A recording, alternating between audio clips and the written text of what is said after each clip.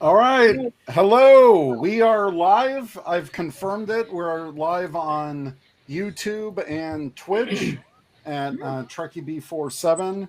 So thank you everyone for watching. And then I'm just going to do the intro and everything and introduce all these fine, lovely people. So let's get that going. So here we go. Aye! It's the Ranger Command Power Hour!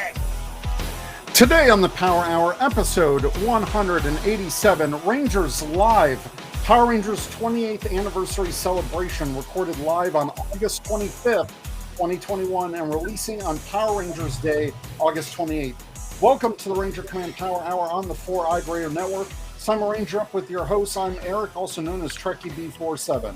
I'm AP, also known as Secret Ranger Fan. And I'm Zach, also known as Hollywood. This episode is also brought to you by our patrons on Patreon. Go to patreon.com/RangerCommandPH to learn more about supporting Ranger Command Power Hour. Thanks to our $5 and above patrons, Chris P, Steve F, Ethan S, AJW, Eric D, Jacob P, Steve M, Tyler B, Tyler W, Jason O, Liz M, Craig M, Mason M, Kevin R, Hassan A, Bo H, Steve R, Leland D, Josh P, Derek G, and Teresa B for supporting us this month. I wanted to get it before the music. And then Speed round, go! Yeah, and then I can remove that source and the extra box will go away. Hey everyone. Hello. Hey. Welcome. Hi. So let me introduce everyone on the stream. First off, we got Mason, who made this all possible for tonight. Hello. How's everybody? Good. We've got Josh Moore, one of the two Josh. You know him better as Kentucky Jam on Twitter. One could be Josh Moore, and the other could be Josh look at it. And then I think the other Josh brings a lot more to the equation than I do. We've got Ken at the Ken Glenn. Hey Ken. Hello. We got more jazz. We need more jazz. We need more. more jazz hands. Whatever this is. Sticks going. Come on. We also have the first of two Chris's. So we got two Chris's, two Joshes. Man, one more of either, and we got a full house. Right. So hello to Chris Long. What's up? Josh, the Living Ranger Key himself. How's it going, buddy? Well, you know, it's going. Yeah. And then we've got... You're too young to be that jaded. Right? It's been a busy week so far. No, he's not. It sure has. We've got Chris at Toku Chris. Hi. Hello. Oh, my. And then we've got, last but certainly not least, the man himself. We got Sentai 5. How you doing, 5? How's it going, guys? This is great. We've got a full house here. This is awesome. We may have some other people pop in later, but right now we've got a full house. So ASJ.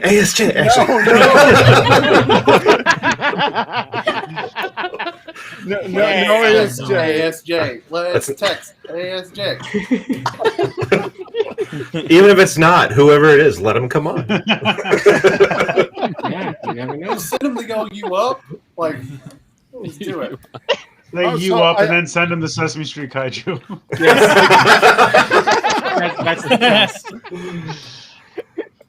Oh, so I guess I do have a chat overlay, so I can highlight certain people's chats. Actually, this is pretty cool.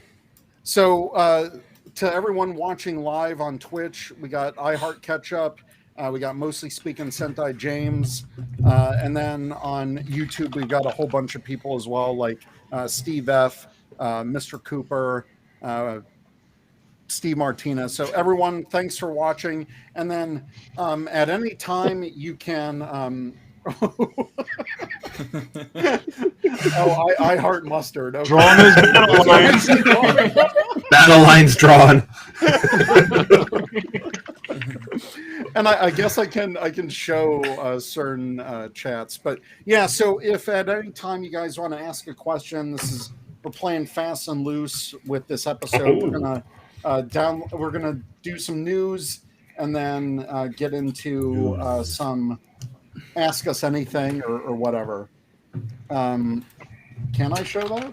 Why is AP the best host? Okay, that's cool. So I can show chat. All right, this is great. Okay, so Oh my. So let's get into some news. I think, God, what is the best way to show this? I think the way you just had it with the news on top and all of us on the bottom was probably the best. Okay, that's cool. I can always zoom in. So first up, we've got this is Power Month Week 4. I guess that's why we're all here.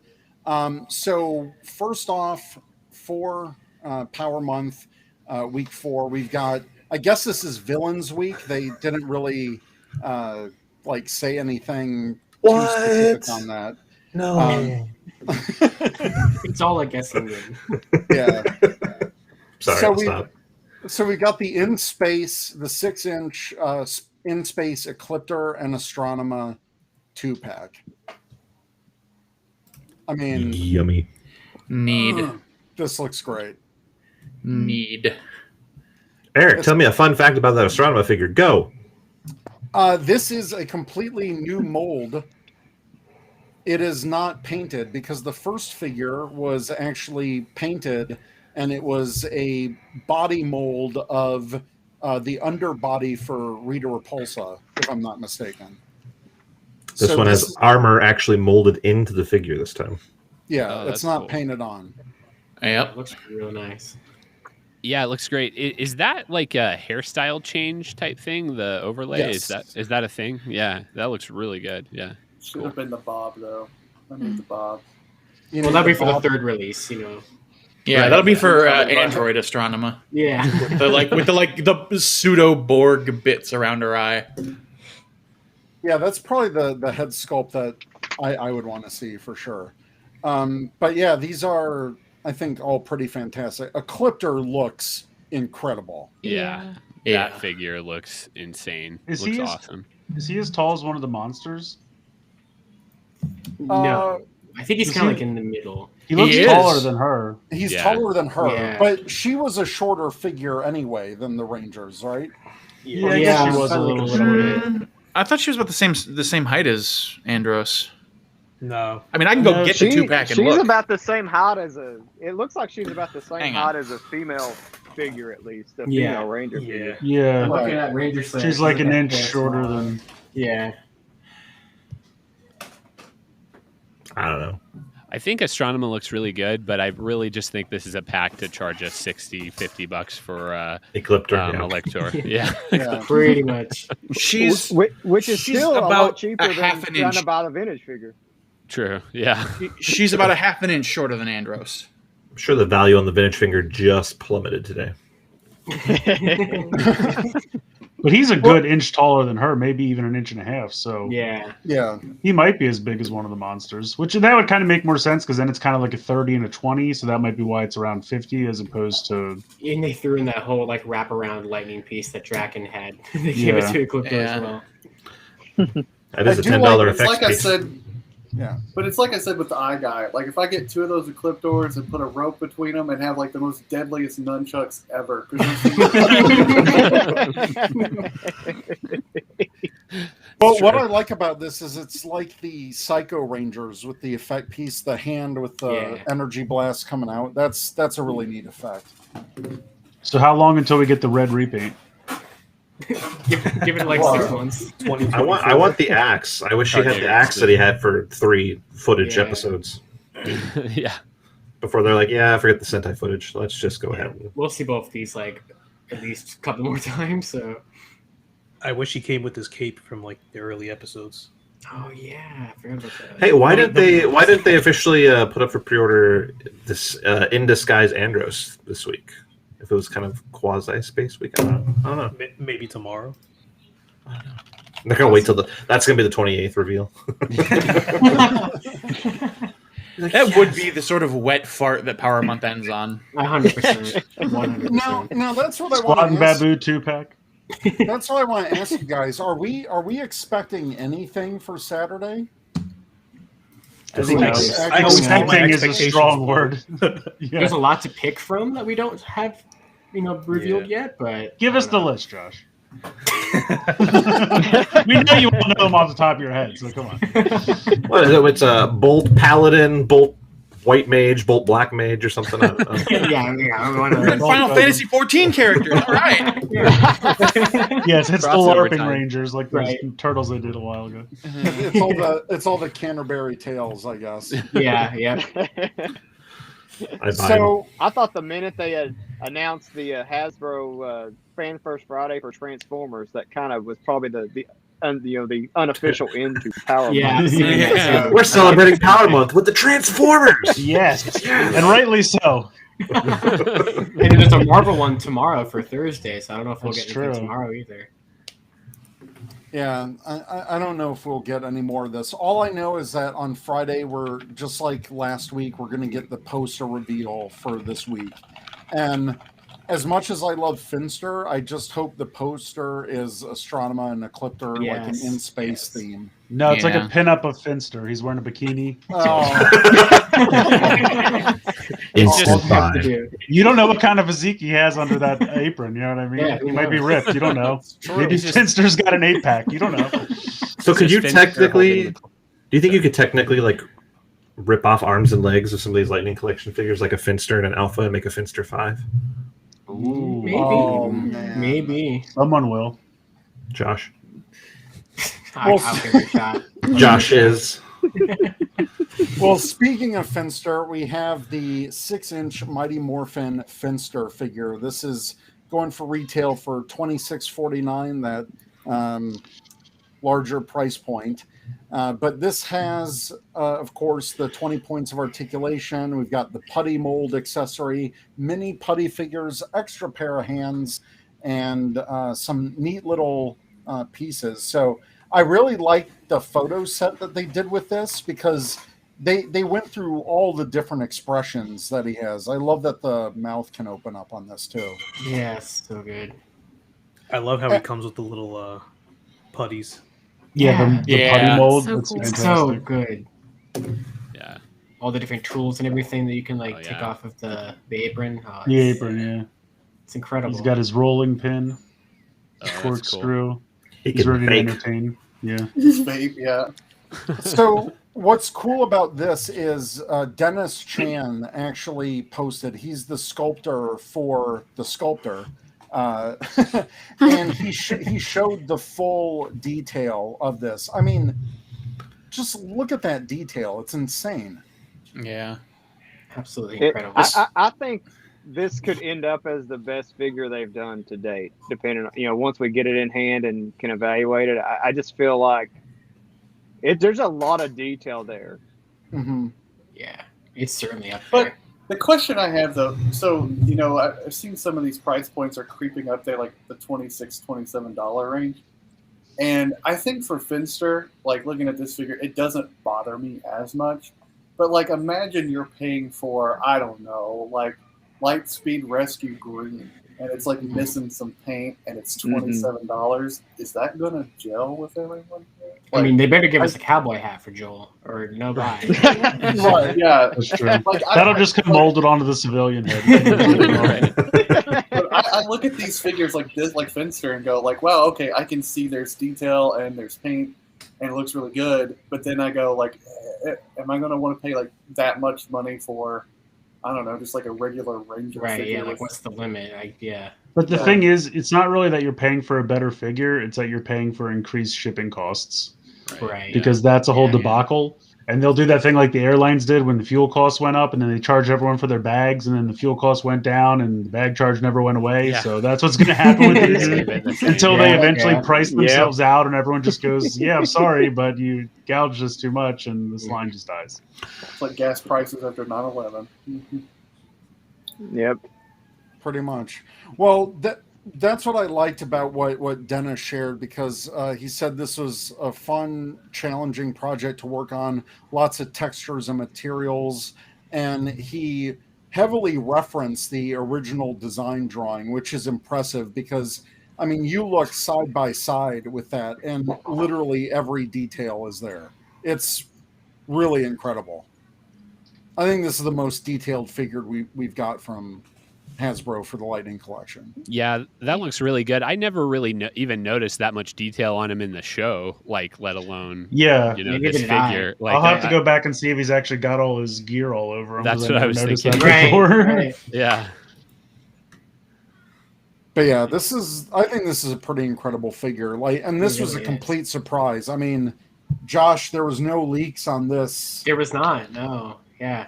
I had no idea. No listings, no anything. Yeah. I was in the car on the way home and I opened up Twitter and saw this and I went, what? Yeah. How did this slip past us? So, Josh, I don't know if you saw the code, but it's like the PRG BLT e-com. Yeah, that's interesting. Yeah. I would think it's for e-commerce.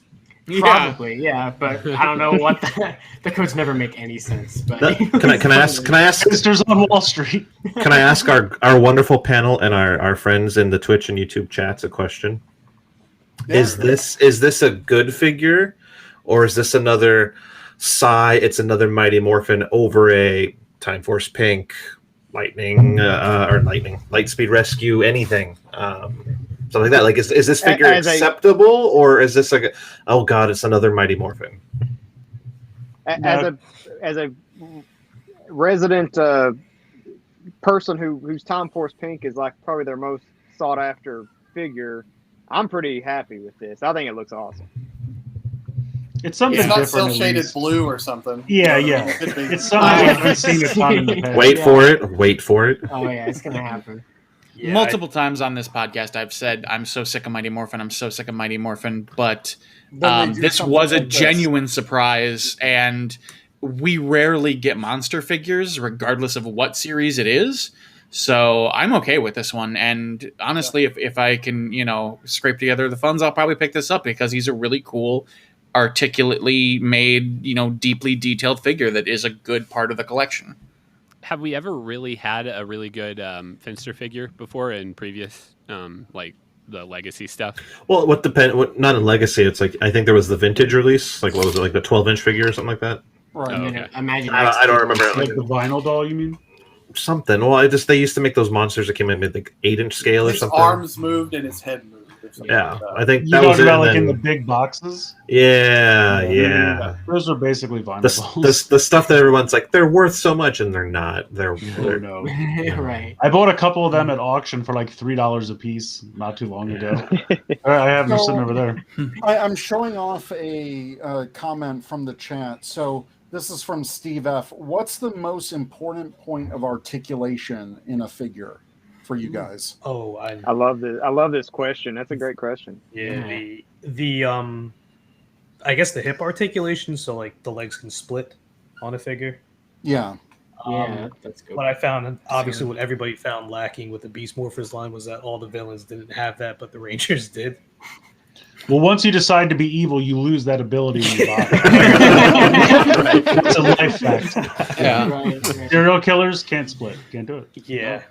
Just remember how the Nazis marched. It was, yeah. See, exactly. They could not go out to the side. Straightforward. I will say an elbow joint, I think, is really important. It doesn't necessarily have to be double, but just the difference between going like this and being able to go like this. Yeah. That's in important. that same vein, I want to say knees, because the knees are the elbows of the leg. And head, shoulders, knees, and toes. Strong wisdom. Can we get that on a T-shirt, please? Yeah. The knees are the elbows of the leg. I don't know. That Florida sun is just really. Listen, stay down here long enough, and it just melts you. But I think good knee articulation is very important because you want to be able to have those figures stand on their own and be standing in good poses like Astronema here. So having that knee being able to bend the right way and hold the figure up is pretty important. And I think that kind of plays into the hip articulation, like Five mentioned. Yeah, I'm also in the hip articulation crowd just because with, like, you can get that 360 movement, you can get some more dynamic poses. But the reason I bring up Astronema and Finster, and I don't know if you guys have noticed this in the past few releases, but ever since they kind of teased, I forget which Lightning Collection figure started first. I think it might have been Phantom Ranger, but every reveal since Phantom Ranger, they have pinless joints now. Yeah. Mm-hmm. Like there are no visible like joint points on Finster, Astronema. Ecliptor had some, I thought. Yeah, Ecliptor has some. Oh, okay, yeah, Ecliptor. But I thought that was my. Well, yeah, I've noticed it on more figures often than not lately. right. This is so they can go pinless on the red Ecliptor later on. So right. Target exclusive. Yes, exactly. Nice. So just to highlight some more in chat, so we have Vinny who says both it's dope as a figure and a slight sigh for being MMPR. We have Big Mike who says great figure because it wasn't leaked regardless of MMPR. No, that is a cool surprise. I think that brought more for me because I was like, you see these leaked and we've seen them forever, and which Josh, you do a great job, but it is cool to see every once in a while, like, oh, this is something we've never seen before. So that probably I'm right there with you. Got me a little more hype for it. Yeah. Probably than I should be. Yeah, I like being caught off guard too, so it's great. Mason's like, I'm going to true build Finster.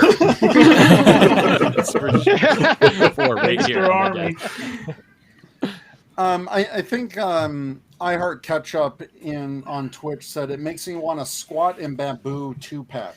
I don't mind it's more MMPR related since it's not a Ranger. If we don't get Bulk and Skull before we get Squat and Bamboo, I'm sorry. I'm going to be a little upset about that. I'm just throwing that out there.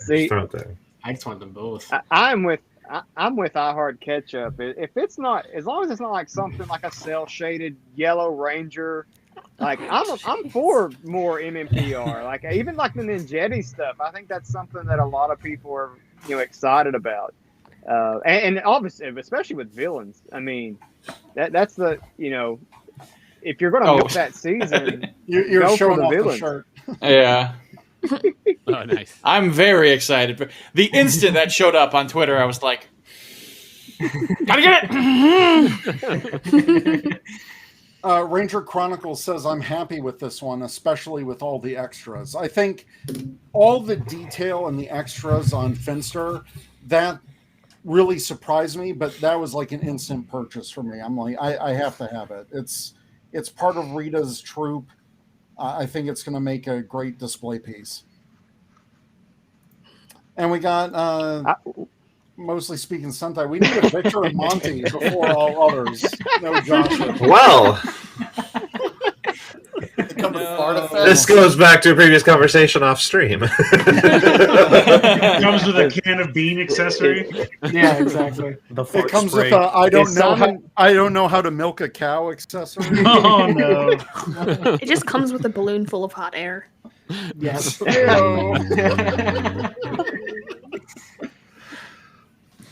Is mostly speaking Sentai actually Simon Bennett's burner account? might be. You'd think that, but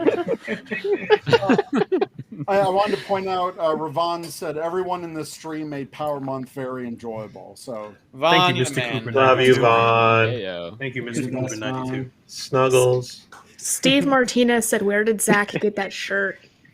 That is a question for my lovely co-hosts who, at some point earlier this year, sent me a care package of 5 Power Rangers shirts because my Power Rangers wardrobe was severely lacking. And so you can go to the lovely T Public store that we have on our link. I can just go right here.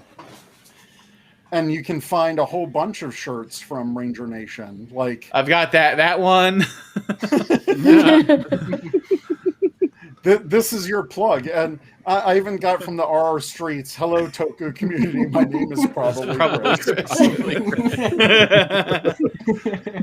We also have Ranger Command shirts. Like you can download a logo from all of our Survivor series. All that stuff. So I like that we have our joke episode logos on there as well. Like why not? I need to send you like the files to the RoboGo shirt. Just be like, here you go. Yes. Well, I can link it if you already have it up somewhere. I think I can. I don't. I just made it for a joke for a Christmas gift, and that was it. Hey, right now this is one of a kind, baby. Yeah, that's the only. I didn't even make one for myself. I was like, nah, this could be Josh's. All right. So, any more about these Lightning Collection figures before we move on? I love them. What do you hope they smell like? That delicious plastic. Yeah. That lovely new plastic smell. Love it. I love a good smell. I love. There's another T-shirt. I love a good smell. Smells are the elbows of the senses.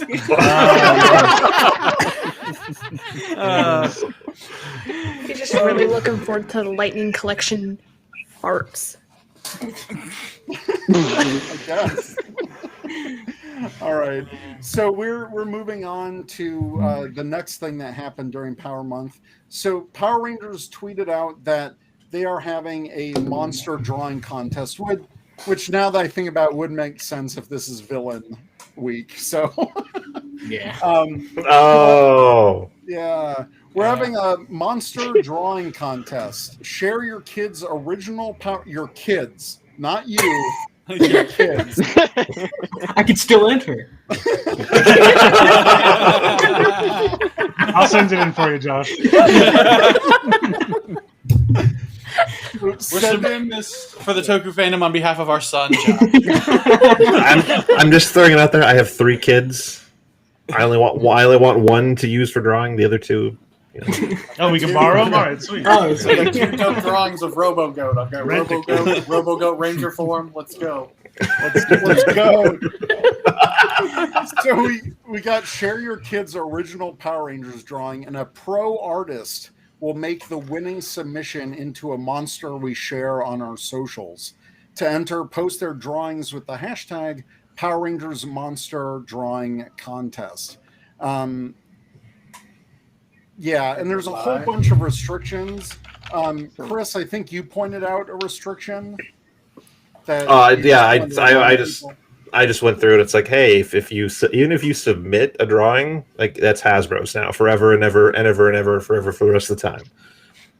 That's all I was just putting out there for people to see, and everyone was like, "Yeah, take them down." I'm like, that's not what I was doing. I was just reminding you. Takedown. That's literally just. Don't submit anything you're going to try and pitch later on. Yes, if you think your kid's drawing was really cool and you want to use that design yourself later on, you can't submit that to Hasbro for anything because it's theirs. That's what I was trying to say.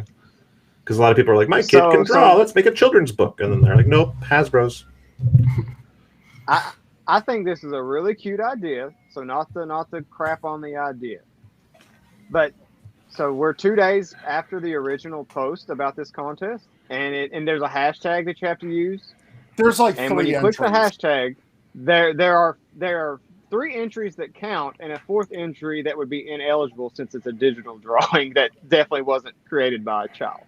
But have we looked on Facebook, though? Because remember, majority of their users are on Facebook. Right. Which could is be it a wild. cross-platform thing? Yeah, they do say in the contest. So I did bring up in the full rules. So there is 3 ways to enter. You can enter via Instagram, Facebook, or Twitter. I thought you were about to say the 4th one is ineligible because it's dirty.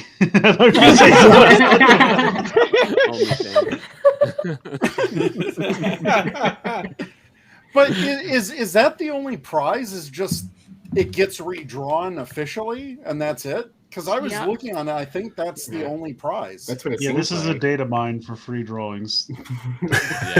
I can't think of anything that a toy company would want to give children. You know. Yeah, nothing comes to mind. What could we give as prizes? Yeah, I showed this to my almost 6-year-old, and he was excited. So he's gonna send one in. Oh, yeah. sweet. Nice. Well, go him. Right. We want to win. Yeah. So yeah, that's it. What's going on? Chris just broke Chris in private chat. Sorry. So 5 will be back. 5 will be back. 5 will return in Avengers Endgame. This is why we're friends. We share one brain cell. So next up, Hasbro announced the return of the successful 2-day event, Hasbro PulseCon, October 22nd through the 23rd. So 2 months from now. Hosted by Jackie Jennings once again and Kaleo Thomas. The ultimate pop culture celebration promises access to iconic fan brands G.I. Joe, Magic the Gathering, Nerf, Power Rangers, Transformers, Dungeons & Dragons, Ghostbusters, Fortnite, Marvel, and Star Wars. And I know half of this stream plays Fortnite, so I'm Dungeons excited. Dragons and Magic the Gathering, you say? And that. Can I ask a real quick question? Yeah, what's up? For the hosts, who are either of those people? Well, Jackie hosted it last year. Yeah, I asked this question last year too. Oh, okay. So, I think it says it on their actual page. I like how we have to go look for it. We're like, oh, that's a silly question. Hold on, let's. I mean, I'm just curious. Like, it's hosted by Jackie so and so, and I'm like, who is that? Yeah, I just know her from the PulseCon and FanFest. Yeah, so she's a writer, director, performer, does some nerdy stuff, writer, producer for Sci-Fi Wire. I've seen her do the Sci-Fi Wire stuff before, yeah. Oh, wait. Okay. Cleo Thomas was Zero in the Holes movie? Yeah. Okay. Oh. Yeah, I remember. All right. So Eric, before AP's you said on board. Sci-Fi Wire, you were basically describing everybody on this podcast. Pretty much. Yeah, host, producer, director. Yeah, we've all like dabbled in content creator roles. Yep. But yeah, Hasbro PulseCon.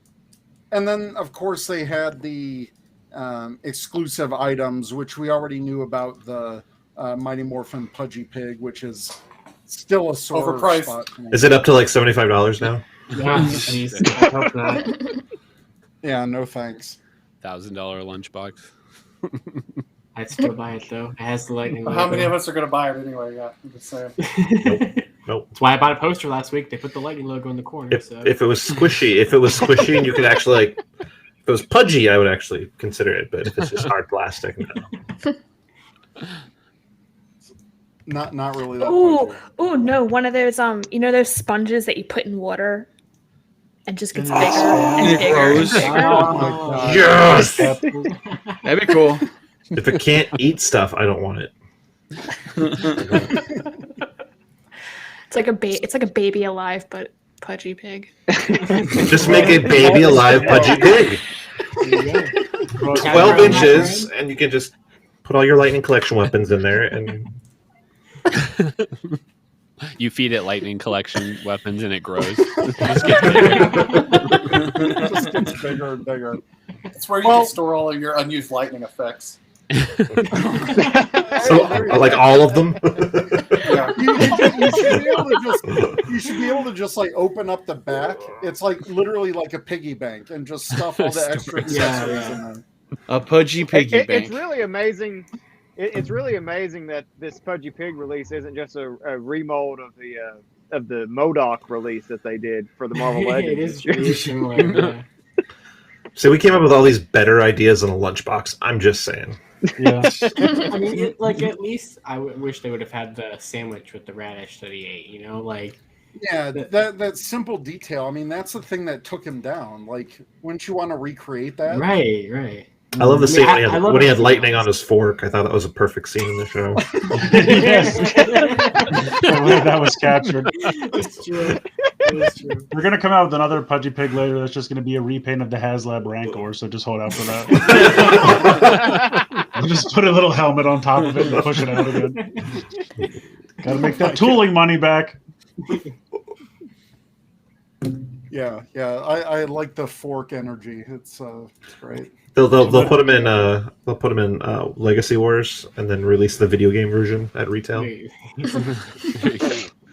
Too much fork energy is dangerous. Less accessories.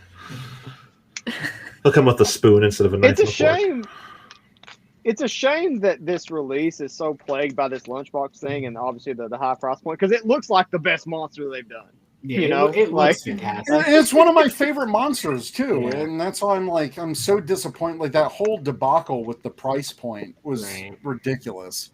What makes me nervous though, because you think like, well, they might do a regular release, but they didn't do a regular release of that whatever that Draken figure was last year. And I fully thought they were going to do that. Let's wait for it. It'll come. Now, what is the lunchbox made out of, though? Is it gold? Solid gold. I would hope so for the price. I would hope so. Like, is it just cardboard or like what? I have no idea. It looked like cardboard in one of the press shots, but I have no idea. Looks like plastic, like that flimsy plastic. We talked about this on one of the shows, but Steve Martinez said they can use his body mold to make season 2 Zed's Monster turkey jerk. Oh, yeah, they could. Yeah. But I mean, I think it's switchable head. Rangers. Wasn't that you? Didn't you do that monster voice, Eric? Wasn't that you? Weren't you Turkinator? Yeah, I was Turkinator. Is that a turkey or a putty? Exactly. Yes. All of it. So the Turkinator comes packed in leftover foil from Thanksgiving leftovers. So when Mason $75. When Mason was on the show, we talked about this. Like the mock-up, like part of this mock-up, that looks like cardboard. But then when you go to the back, because they included the back image, like if you zoom in, you know, it says wash thoroughly before use, note to parents. And it's in like every language imaginable. I mean, I clean all my figures before I put them on display. So. I mean, it doesn't look like a usable lunchbox either. No, it does yeah, not. that's what I'm like. How can you possibly charge that much for just like a It looks different like, sized box? It looks kind of like the packaging, like Oreo cookies come in or something. You know, like that plastic. It looks like a VHS case. I'm wondering if it's like a plastic lunchbox inside, but wrapped in cardboard. Yeah, so you can't really that's what see. I'm thinking. Like that's I think what it looks like to me. Hey Josh, a VHS is what came before DVDs. Yes, thank you. Thank you, Ken. I forget we have to explain these things. I'm used to them, so I forget I have to explain these things. He was like, VHS, what is that? I think my parents had one of them. It's like, It's not a lightning collection code. It's real. I hope it. I really hope it's like those plastic lunch boxes from the '90s that you could get characters on. I don't remember. Yeah, the Aladdin lunchboxes. Yeah, the Aladdin. That would be I have the nice. old Power Rangers But one. do you know? It just hit me. You Yeah. said that it looks like the material, like when they used to sell like action figure cases, like the Right. Star Wars or the Ninja Turtle. Yes, ones, where it's yes, kind of yes. Like, Yeah, I remember those. Vinyl with vinyl. cardboard inside of it. Yeah. Yeah, that's what it kind of looks like. Ranger not Chronicles worried says the reissue will come with a spork. That's a power up. And Ken will like this. We need a RoboGoat figure. Yes, we do. Yes. I want that. Yes. How about goat? Yes. RoboGoat. Lord RoboGoat. He's the goat. I mean, he did just straight up throw Tommy right off the side of that cliff like a He boss. did. Great. He did. Tommy laid there too. He knew not to get up. He's like, no, I don't want that. I mean, Eric Eric threw Blake Foster into a lagoon, so we should just make a figure of Eric. Robo-berry? Robo-berry. I love how nobody like 3 people understand that. 3 people got that reference. So moving on, Boom Studios announced an exclusive Mighty Morphin Power Rangers Teenage Mutant Ninja Turtles Black and White Limited Edition hardcover, which is live today. Obviously, this features the artwork of Kevin Eastman, one of the original artists for Teenage Mutant Ninja Turtles. There are 750 pieces of this available for $60. But if you're like me and you bought all the other Ninja Turtle covers that they released last week, Boom actually gave a $25 gift card back to anyone who purchased all the covers last week. Sweet. So I actually applied that to this, and it's only like $34.99 for me. Who's taking a piss? Josh is not there either. He's missing from his box, and I think he's straight pissing. I hope not. No, he just melted. It's wild, guys. Josh, no, Josh just melted. My dude. He's got that I just pissed look on his face too. BRB. Satisfied. Maybe mute the mic, Josh. Yeah, dog. Time for the Ranger Command power shower. Oh my god! He was just King Water. 8 years of podcasting. That's a first. Yes, number 1. That's correct, Zach.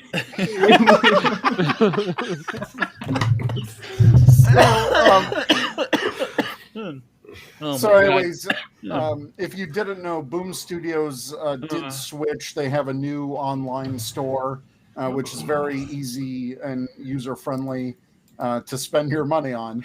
But they have a bunch of limited edition issues. And like I said before, if you want more Ninja Turtle goodness, if you buy all 5 variants, you'll get a $25 gift card back.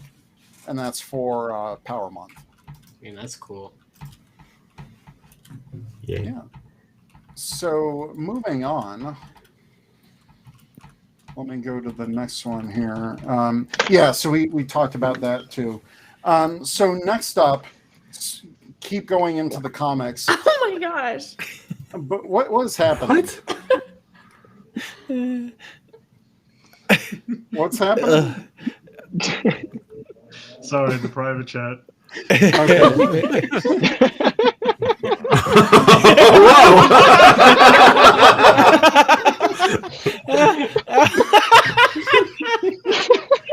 Anywho, so with this news, Boom Studios announces pivotal Power Rangers Universe event series. So this is the new series that is coming out in December. So from the very start, our partnership with, oh wait, that's it. So what's the truth? Oh, sorry, I'm all over the place. I'm so distracted by what's going on. I think Josh might have to get kicked out at this point now. Only one Josh for me. There can be only one. So with this I would Power accept my Rangers, punishment. what's up? We're doing it live. Yep, this is definitely. There's no editing on this one. Yeah, there will be when it gets released on the site. Trust me, it will be. Live exclusive. Power Rangers Universe. Everyone, shut up so you read this. So, Power Rangers Universe. What is the true origin of the Phantom Ranger, and what is his connection to the Morphing Grid? From the moment he first appeared 24 years ago, fans have wondered about the origins of the powerful and mysterious Phantom Ranger and how they tie to the greater Power Rangers universe. Questions which have never been answered until now in the game-changing series event that no Power Rangers fan can afford to miss. This is a 6-issue limited miniseries, and as they announced a couple days ago, it is being written by Nicole Andelfinger, who has wrote for a lot of the Boom Studios comic series, like Jim Henson's Dark Crystal, Age of Resistance, the regular show comic, Rugrats, Steven Universe, and graphic novels based on Sabah Tahir's New York Times bestselling series, An Ember in the Ashes, and the award-winning Netflix series, The Dragon Prince. So she will be writing Power Rangers Universe 1. She said, my 12-year-old self and current self are screaming. When the Power Rangers team comes knocking at your door, of course you say yes. So honored and excited to be part of the Power Ranger universe, and I can't wait to help expand the universe just a bit more for fans new and old to enjoy. And this is being drawn by Simone Rigazzone, who did several of these special event series in the past. So what are we thinking about this one? Oh, that looks so good. I love that cover. Hyperforce. Yes. Yeah, no, it looks great, and the description there really got me excited for it. I kind of want the identity of the Phantom Ranger, but I also kind of don't. So I don't know. I hope it's good. I hope if they go that route with it, that it's doesn't let us all down at the end. Yeah, it's Tommy, guys. It's Tommy. It's such a like dangerous hill to, like, I don't want to say die on, but it's like everyone's got their own headcanon as to who the Phantom Ranger is. That's kind of like one of the reasons why he's popular, is everyone has their own theory. To give it a definitive answer is kind of a dangerous, like, ground to tread, so to speak. So you run the risk of upsetting a lot of people or disenfranchising a lot of people, and some people find it cool, but it's like you're going to get back into that argument again if comics aren't canon. Right. Right. Or Hyperforce. I feel like this is it. If they reveal it, there's really no going back on that at the end. These comics are so out there, and it puts so much more of the story than the show's ever given us. So. Well, yeah, we were never going to get the answer in the show, so we might as well do it in the comic. Yeah. It's not like Simon Bennett was like, what we should do for episode 23. I really enjoyed Eric's interview with Frank Gogol about that whole issue. Yeah. For a lot of that, he got into a lot of that stuff about the, why it was set so far in the past. I thought that was genius. I mean, I really thought that was a great way to go about that story.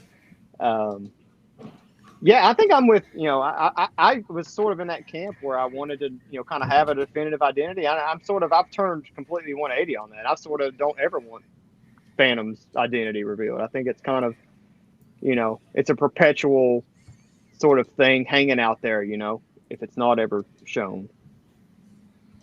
Yeah, and when we did that interview with him, I mean, that was one of his points. It's like, as soon as you reveal the identity of the Phantom Ranger, like, the mystery is gone. Like, the what that character represents is kind of like just taken out of the equation. Like, the mystery is gone. Then, like, if it was future Billy or something, well, then his entire history, and then why would he be 10,000 years? So, yeah, right. I mean, no matter what, you're going to piss off someone if you totally reveal the identity. This is a Cat and Tommy holding hands, jumping through a portal moment. They're Phantom Ranger is actually Cat and Tommy holding hands. That's it's Draken, guys. It's Draken. But yeah, what I love about these, if it is a 6-issue miniseries, then you can kind of tell where the covers are going. Like the main cover, I think we're going to get every Ranger color. We're going to get the main colors, like blue, yellow, black, all of it. Awesome. We should have like 5. It should have 5. And we should too. 5. Speaking of 5, thanks for the subtle hint. Chris with the nice segue. Thank you both for the team effort there.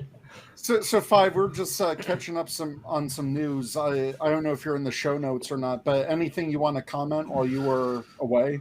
No. No comment at all. The covers do look very good, though. Yeah. And that was kind of my point. So I think we're going to get a Ranger color for each one of these. And then they called this I think in the, which we'll get to in a moment, the November solicits. They called this a villain, like a Dark Ranger variant. So cool. I would love to see if it was all 6 Psycho Rangers with their monster forms. I think that'd be amazing. For sure. 6. That was awesome. Because they don't have a 6th monster. Oh, the green was given one. That's right. Green was given one that one issue. Yep. Oh, wasn't it? Oh, okay. And then Goni Montez doing another version that's not either a helmet or another part. So we're getting these negative space color variants. Draw your own lines.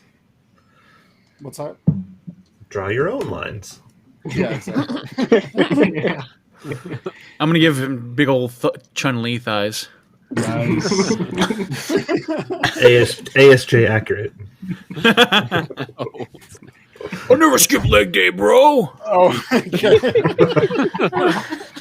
So the comic solicitations for November, Mighty Morphin 13 is on sale November 3rd, and yeah, there's a whole bunch of stuff going on with the Eltarian War. This is the new comic cover that they got, and they gave us this amazing one for Billy with his morph form. So we got the Triceratops and the Ninjetti form.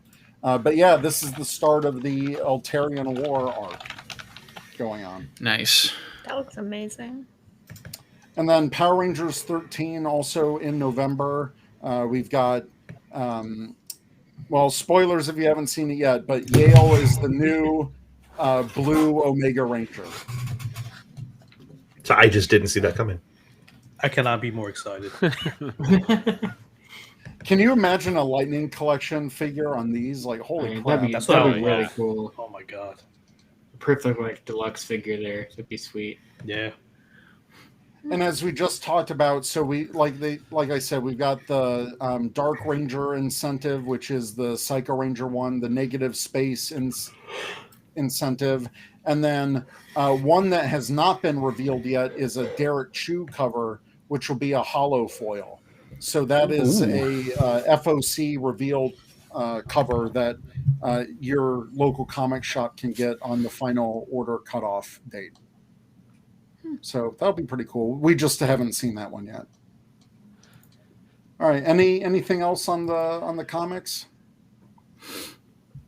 No, that all still the best thing going. Yeah. I couldn't agree more. Absolutely. When does that start again? Sorry. The Eltarian War, November. Universe. Oh, Universe is in December. Okay. So cool. initially they gave us like a date in the solicitations, but with the press releases, they moved it to December. Gotcha. Cool. Wonder why. It's a mystery. And then last on our news before we get into some fun stuff, we got going on this weekend. It'll be too late if you're listening to this on Saturday, but we got the Renegade Con virtual special edition. This is Renegade Games, and they've done the amazing Heroes of the Grid board game, but they're also debuting Day of Destiny. This is a Power Rangers role-playing game, actual play. So kind of in the vein of Hyperforce, they're going to do a live show on 8 p.m. Pacific on Friday. What's that? I'm cringing in East Coast. Sorry. Oh, okay. It's like midnight for us.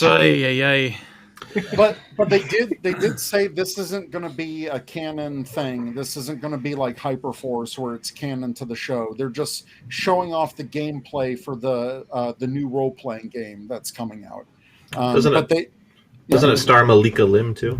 Yes. So the cast does include, and let me see if I can zoom in on this. So Dustin Fletcher is the GM, Carlos Luna, Erica Fermina, Katie Wilson, Xander Janert, Andrew Gray, or wait, Ahern Gray, not Andrew Gray. Very different.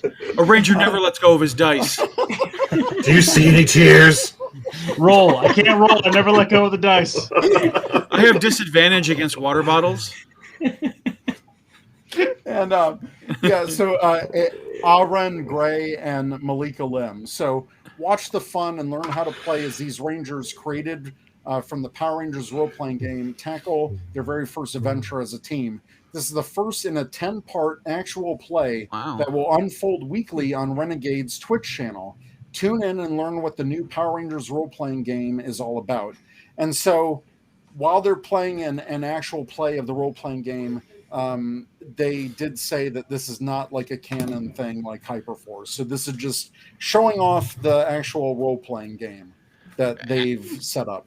As a massive fan of tabletop gaming, someone who is in multiple D&D campaigns and hosts one of his own, I'm very excited to see this system in action. Depending on the ease of being able to like run it, I would love to do a Ranger fan, like all of us play this game together because it sounds amazing. So let me actually show this off in the chat, or not in the chat. If I can get it in my window here. So yeah, so this is the actual cast. So. And there they go. I was going to see if I can make it larger, and I can't because their site is okay. Anyways, this is the cast, so you can see the cast that's going to be playing this game. So there you go. All right, we are done with the news. Anything else that you guys want to bring up in terms of news, or is that it? I just want to say thank you, Power Month, for giving us new Ranger keys. Yes. Oh, yes. Yes. Thanks, Bandai, for always having our back every August. That's all I needed. Nothing else mattered this week. I mean, you know. Best part of Power Month was Bandai. No, I loved it. I loved the Ranger key announcement. It was amazing. I think the only other person that likes him more than me is probably Josh. So, yeah. My roommate was like, "Are you okay?" Because I just got up in the middle of a conversation and walked away to order. You just Josh, Somebody's on the internet. Little Josh, I need to ask you because I'm curious now. Does your roommate know who you are prior to you being their roommate? Yes, yeah, we went to high school together. Yeah. Okay, I just want to make sure this wasn't just some stranger and suddenly you're like look over and you're like, oh. I imagine that could be awkward. Wouldn't stop him, but it would still be. No, it would not stop me at all. No. Yeah. Oh yeah. All right, so so that's it for the news. We're actually going to get into kind of the fun segment of the night. It's been fun the entire time. Thank you. It's been fun. I mean, like even more fun than just talking about news. Because let's face it, like I don't know. What are you guys' thoughts on Power Month so far? I mean, we're almost over Power Month. What, just overall? I think the fans have been doing a better job. It's better than talking about it, I guess. Last year's or the year before that or the year before that. I mean, it's better than last year's. Oh, that's right. We didn't have one last year. It's better than nothing, but it's also like not. It's better. It's better than nothing by like that much. Like it's barely. Like that's about it. Did you say that Power Month's over, or I'm over Power Month? A little from column A, a little from column B. Makes me wonder if they discovered something linked to the hashtag Power Month that they were like, whoa, no, because they've never used it in anything. I think they used it today. Did someone lose their job afterwards? Yeah, who knows? No, I feel Power Month has been. I think what happened was on a Fan First Friday they hyped it up back in June, May. Right. And they were like, yeah, we're doing a whole month of capsules, so get ready. And so everyone's like, yeah. And then it's like the marketing team was like, oh, hey, remember how you were going to do that? Yeah, we have to do it a different way instead. We just won't tell the fans. So we got the Turtles in week 1, and then it's just been, Well, after the Turtles, there was no way to top that, so you should have kept that for the end. Yeah. Cool posters. Hey. I think one thing I wanted to see was just more out of the show, maybe just like even an episode, if they could somehow get an episode out there, like just one episode or something cool to give us. Right. And maybe we'll get it Friday. I don't know. But hey, I'm telling you right now, on August 28th, they're going to put on YouTube Day of the Dumpster. Oh, hey. Well, then everything's been fixed. It's already scheduled to go up. You can set a reminder for the premiere right now if you go to youtube.com/ I will literally reenact Power Rangers official.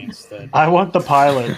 I want the 2010 version. Make sure it's the 2010 version. Oh, yes, with the special effects, the G2. I want the 100th episode anniversary. Or no, what was it, the 200th, 300th? Or was Walter Jones and Austin St. John?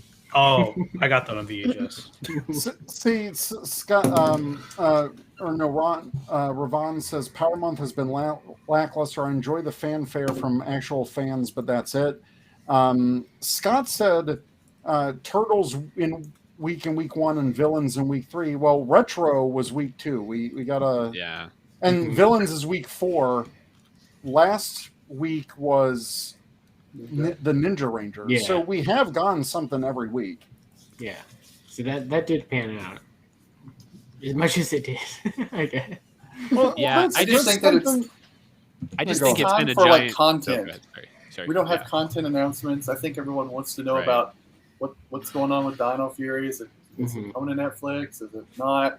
What's after Dino Fury? I just think that, in terms of content, we're kind of, we have the comics. That's the best part. We're kind of starved, but, it's just we're turning into, merchandise brand. And that, we always have been, but there's nothing to back a lot of that up. Yeah. Oh, whoa. We got breaking news. Breaking news. Do we? Breaking news for Dino Fury. What is happening? It's canceled. Commander Shaw is coming back.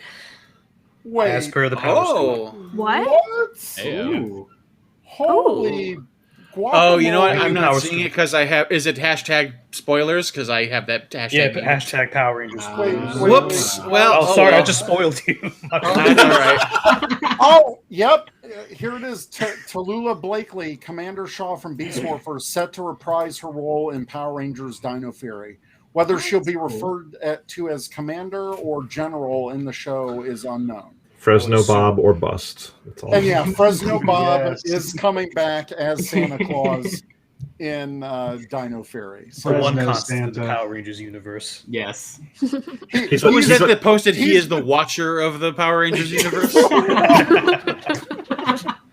Come on, Eric, you're buddy with Ryan Parrott. Send that to him. Just be like, hey, can you sneak Fresno Bob into like a panel? Yeah, there you go. For real. He's the true connection to the Altarian War. He's the key to it all. That's it's all going to come down to him. No, that's awesome. This is kind of what we figured. Like, we figured that they could only get people from New Zealand because of the quarantine, and I think because of those restrictions, I think it's going to be a tighter season. I just want to know when the hell we're getting the rest of it. Right. We still don't. Man, I got that preview episode 12 at Power Morphicon online, and then Well, like the 28th would have been the perfect day to come back on a Saturday. And then nothing. Yeah, that would have been great. Yeah. And that's something that we talked about before too. It's like a perfect day. It already airs on Saturday. Just make it air on Power Rangers Day. I don't know why, like, us fans, we just come up with this idea, and it's like, it just seems seemingly better anything that because you have even the smallest amount invested in it, Eric. That's why they don't. It's true. They don't care. Ranger Liz says, "Yo, the kiddo just went to sleep, so we might be able to bring her in." But yeah, okay. So let's get into it because this is the 28th anniversary. I pulled these questions.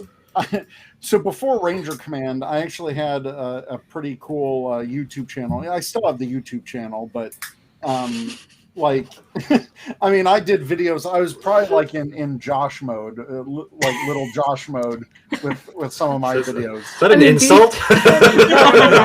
No, I'm just saying he hustles with his videos. Years ago, I was just like Josh. Now I'm Before this podcast, I had a face. But no, before Ranger Command, I mean, I was pretty consistent on my YouTube channel, and for the 20th anniversary, I did a series of questions, and I'll probably link to that original video. And I look back on them like 8 years ago, like I had no gray in the beard, like just work and life have whittled me down. But no, so I picked 28 questions from that list just to revisit and share with all of you. So I think overall, what is your favorite Power Ranger series?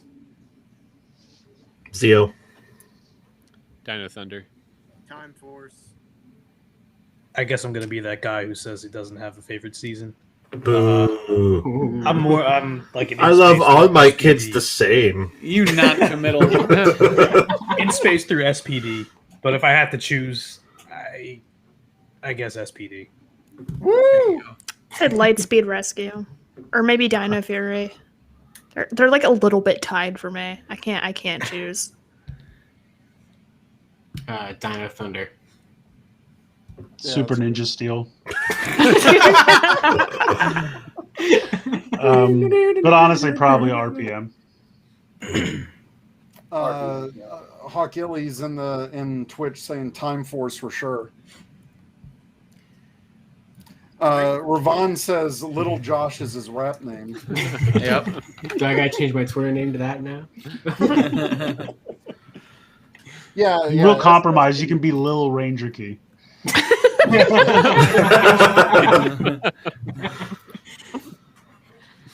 All right, moving on. Favorite Ranger color? Gee, I wonder. Yellow. Black. Red. I guess I'll just. Yeah, red. I'll say sure. blue because it's my favorite color. Gold. Silver. Nice.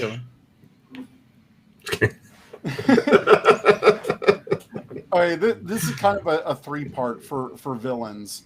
Favorite villain, easiest villain to defeat, and hardest villain to defeat. And if you can, bonus points if you can name the episode or describe the situation. My favorite villain, probably Mesogog, maybe. Yeah, Mesogog's my favorite. Correct answer. Yeah, that's a good Easiest one. villain to defeat. I want to say, does Z-Putty count? Because you just hit the chest. That's it. I'm gonna say. Oh, go ahead. I was gonna say Grum. Grum got taken out in literally one hit.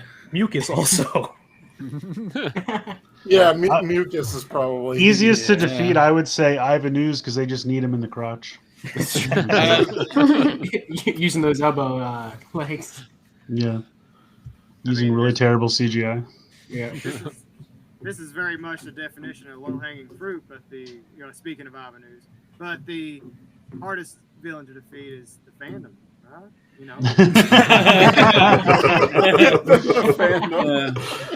don't know. The hardest villain to defeat would have to be the live-action Beauty and the Beast movie because it destroyed like 6 movies. Emma Watson and her cardboard face just killed everything that you tried to do. I'm going to go out of left field for my favorite villain, and I like this character just because they're so stupid and loud and obnoxious. Like, I don't know. That too. We already said the fandom. I like Louis Kaboom. I was thinking because he's just like blah, blah, blah, blah, blah, blah, blah. Yeah, that's good. He's like Fresno Bob as a monster. Nice. My Name is Sean said Darkonda is an underrated villain. Yeah, he's really good. It's a good one. Yeah, for my favorite, I mean, there's so many to choose from, but over the years, I actually appreciate how much Lothar is a just funny, all around, entertaining villain. I think. Yeah, absolutely. And yeah, I think he's hilarious. But I don't know, like part of me, like the MMPR nostalgia part of me just remembers when Lord Zed debuted and how that like is always like a huge memory in my mind of like his premiere and just how terrifying he was. Yeah. I think just the frightening moment of that was just such a big moment in the history of Power Rangers. Just remembering, everybody's sleeping on Thrax though, the son of Lord Zed and Rita. Should have been the main villain of Operation Overdrive. They already had 17 villains. I would say the hardest villain to defeat, in my opinion, would be Lord Zed, because technically they never really did defeat him, right? Like he's one of the only ones to actually get into the original command center. That's true. Yeah. They turned him good with the Zordon wave. They turned him good at but I mean, you know. Just turned into a regular turned him dude. white and middle class with the Zordon. They just made a different corporation right now, and he's a different type of villain. No, it's middle management. Yeah, he's a jerk. It's better than the RV living Zed, I guess. Blue collar Zed, no. Tommy Lulu in the chat says favorite will always be Rancic. It's time for your pink slip, Rangers. Forced overtime this weekend. Oh no! What? I refuse to wear a mask in this Starbucks. I'm not doing it. Guys, Lord Zed's only giving us a 2% annual increase on our wages. No. No merit base. Then you can have all the Lightning Collection villains like with little picket signs. Lightning Collection middle class Zed. Lord Zed. Lord Zed with Karen. Oh my gosh. Anyways. Favorite theme song? Dino Charge. Zeo. Dino Charge. Dino Fury. My favorite. Dino Charge. In space. SPD. Zeo. MMPR still like if you really like guitar and metal, like there's some pretty impressive like guitar stuff going on in that song. Zeo kind of improves a lot of it too. So Zeo's just kind of iconic, like that whole intro, and you're just like jazzed up, you're ready to go. Dino Thunder. Do y'all remember the Fox Kids Countdown? Fox Kids Countdown. Because they used to have the Gold Ranger like jumping around, kicking and doing stuff. Oh yeah, I remember that. I remember when they premiered, quote unquote, the extended edition of the In Space theme song, and I was like into that. Like that was like one of the coolest moments of my childhood. Josh, the radio was something. Josh, Fox Kids was this thing where they put cartoons on the TV. They used to air cartoons on Fox. You mean Power Rangers didn't start on Nickelodeon like I did? Wow. Wow. For me, it's SPD. I think bring it back. I know, shocker. I have a couple answers, but no, SPD. Just the fact that they brought back Ron Wasserman was incredible. I mean, you had that kind of that MMPR riff in there with just a new twist on it. But I agree with Ken. Like the extended, like long version of like the Mighty Morphin theme with just that insane guitar riff. It's just iconic. Ooh. But no, I lied. It's the extended version of Samurai that they released on iTunes. Dubstep Samurai. I'll never forget that video. Oh yeah. The Dino Fury theme's really grown on me. I just like the electronic and the how it breaks down at the end there. It's really good. And then I also really like Ninja Storm and Jungle Fury themes too. I think Ninja Storm is probably one of the most slept on themes because it's just got that it's so catchy. My reason for Dino Charge was because I love the harmonics from the singer because I feel like he's actually singing in this one. It's not overprocessed, and I also like the fact that for the first time in like the franchise's history, since they keep begrudging Mighty Morphin's main chorus of Go-Go Power Rangers, they actually added something different with it. So just having a guitar riff after Go-Go Power Rangers, they added lyrics. I don't know. I think it's super catchy and the bum bum bum bum bum. I don't know. I gotta agree with Toku Chris on that one because it's literally one of the only themes that I have on my iPod and will listen to when I'm doing other things. When that song first leaked through the Dino Charge app, I remember like sitting there for hours with like listening to a horrible phone recording of a phone. By the way, Josh, an iPod is something that came out before smartphones. My 2-year-old knows how to ask Alexa to play the Dino Charge theme, and so literally, I was working from home on Monday, and we probably listened to that theme. I would say 20 times. Is that why it's not your favorite anymor?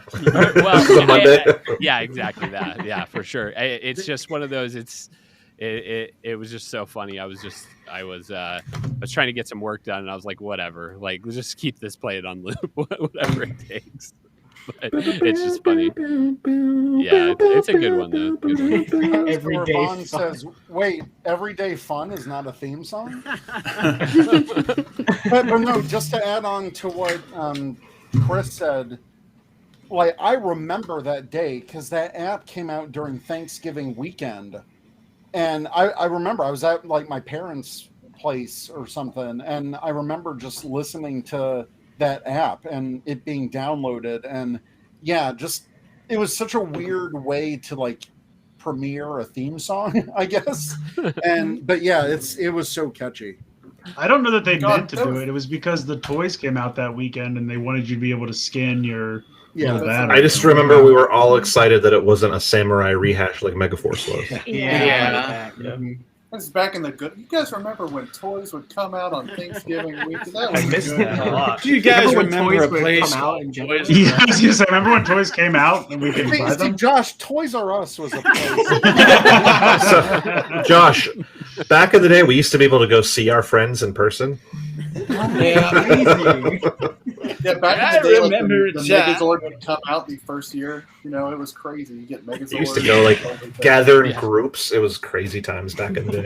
You go to the store and you see toys on the shelf. It's weird. Josh, there used to be these things called conventions where everyone got together. I think I bought a ticket for those and it never happened. The good old days. Sad now. I know, I am too. Next one. All right. What the hell? Someone's having a good time somewhere.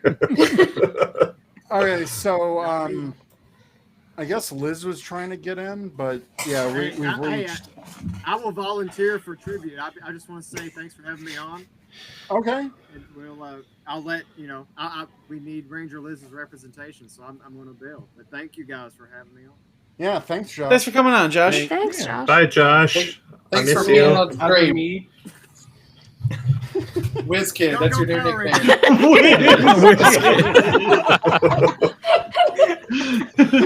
Oh my god! At least you didn't do it on a work Zoom like one of my coworkers did. Oh, That's All right. This has been a great episode of Ranger Command Shower Hour. Oh no! I already made that joke. Yeah. Whoa. Now we're the Brady Bunch. Heyo. I win. So someone But that asked means us to do that. So I'm Mom and Toku Chris's dad. Story of my life. With Ken Flynn, that's Alice. That's right. Wait, who's Jan? Who's Jan? You. Oh no. Yeah.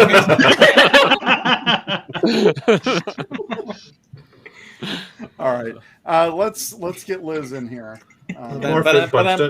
Here's the story of the Ranger fandom. They were really tired of all of the crap. I don't know. I can't think of words on the fly. That's fair. I mean, Zach was a child star in like the '80s. He's allowed to like. I mean, Josh, the '80s was a. I just say that poor Josh putting up with all this BS. But Josh is like, "Do you need another spot? I'm gonna go. Someone That else is my can favorite. My favorite get that, running gag intro is back anything even remotely like 5 years ago. Even is. See, Josh, we like to make fun about how young you are because it makes us less sad about how old we are. Yes, that's hit the nail on the head. Yeah. All right, so I mean, look at this. Look at this. Look at the. There Well, she I is. think the most Shut up, common bad guy would Shut up. be. Shower Ranger? Don't. Please don't ask. Don't ask about it. Don't ask. It was a moment. You didn't All say will be that. revealed in time. You did not say that. For context, I've only caught the last about 15 minutes after getting the kiddo to bed, so somewhat up to date. What's going on? Okay. We'll fill you in later. Cool. Yeah. Do you have any more history lessons for me, Liz? Before Toys R Us, you could also get toys at a place called Venture. I don't know. I remember Venture. Holy crap! I don't know that one. Must have been That Midwest. must have been a Midwest thing. That's a Midwest. There was Josh? a thing called KB Toys. Yeah, now you're talking. I was a store manager at KB Toys. They That's were in showing a my thing age. called a mall. Yeah. KB Toys and their slogan was $5 over retail. It was called "How I Got All My Chase Power Ranger Figures During Jungle Fury." Nice. So Were they James, correctly painted? Chase was in Dino Charge. Never mind. so James, mostly speaking, Sentai asks, in your opinions, who is the most competent / capable big bad guy in Power Rangers history? I'm gonna go with Vengix almost destroyed the entire Earth. Yeah, Vengeance. That's is a good true. pick. Yeah. And he didn't even have any arms or legs. He's just a tube. Yeah. Pretty impressive. Impersonator was a bag, so I was just gonna make that same. I saw That was a pretty good come one. up in chat earlier. Technically, Oh, big bad guy. Gotcha. yeah, big bag guy. but I don't know if impersonator was male or female, so I don't know if that qualifies. No, yeah, guy. I was gonna say even like, I mean, what's her Divatox? I mean, at least destroyed the command center, so like she had something going for her. I thought I'd call her big Astronema bad. Astronema was pretty capable. I mean, she was Yeah. pretty intense. A lot of the in-space films, really. Yeah. That was just such a strong season. Absolutely. So moving on, a love interest or crush you had with any of the Ranger actors or characters? Let me tell you, Astronomer woke up some stuff. I love the term woke up some stuff. Before then, I was asleep, but now I'm awake. Like I said a while ago, bring back the Bob. Bring back the Bob. Oh, I thought it was Robo Goat. But all right. It's 2021. You can do whatever you want. Fresno Bob Santa all day.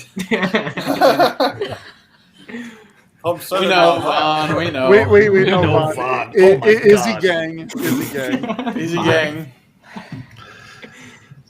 I mean, when I was a kid, I mean, it was Kimberly. I mean, It was I think always Kimberly. Yeah. She For she me, was the first crush.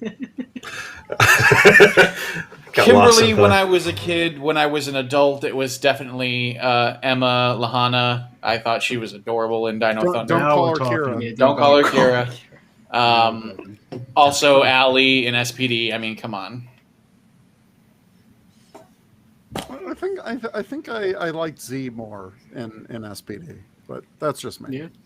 Well, it's good. You two don't have to fight. I didn't go there. Oh, Josh. Oh, Josh. There it is. when I was a kid, I wanted to both date and be Tommy. So there you go. Same. As I got I older, think Jason David Frank did too. Well, only one of us accomplished that goal. Let's go with like Dylan and Gia. There we go. For me, it was Cat.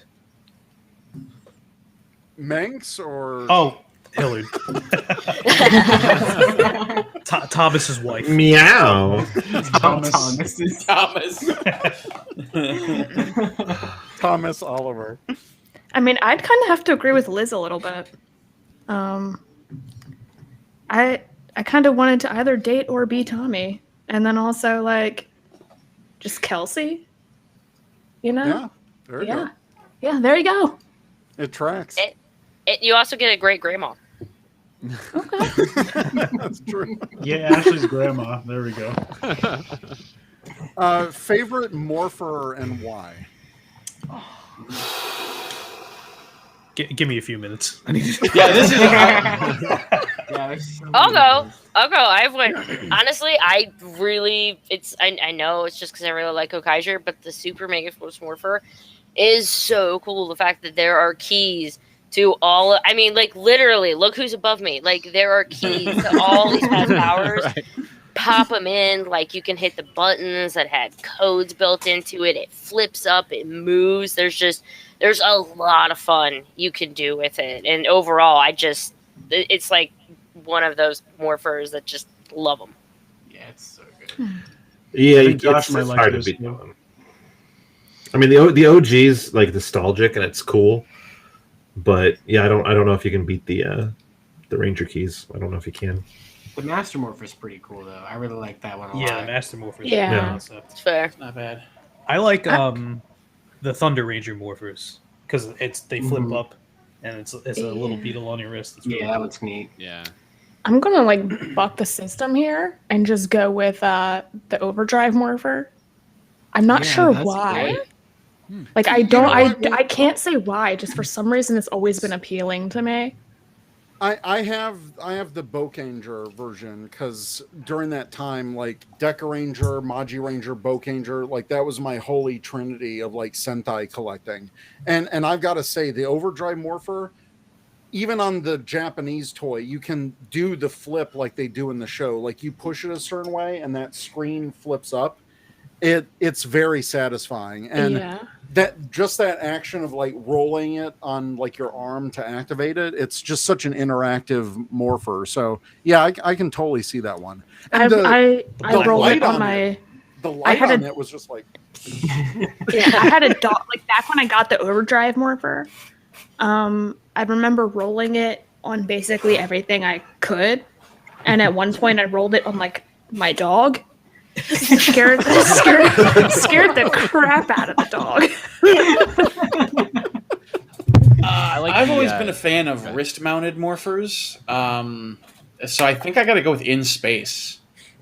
I love just the simplicity of like, let's rock it, and then you just like I bought the Super Sentai Artisan Mega Ranger brace because I don't have an In Space morpher, and that was as close as I was going to get. Me too. I got that also.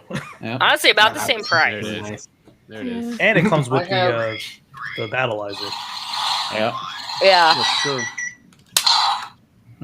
I don't think I ever got like pre-orders closed or something, and I didn't get the In Space Power Up version. Actually, another favorite of mine is the Magna Defense. DMC takedown. Turn that off right now. I also like the Magna Defender Morpher. I liked a lot, also as a kid. That's cool. Die Ranger is one of my favorite Sentai, so the fact that came from there, it's the same thing. That was always cool. That. I was out of Power Rangers when it came out, but I had a cousin who had the Time Force Morpher. And I just loved that thing. It was just really pretty.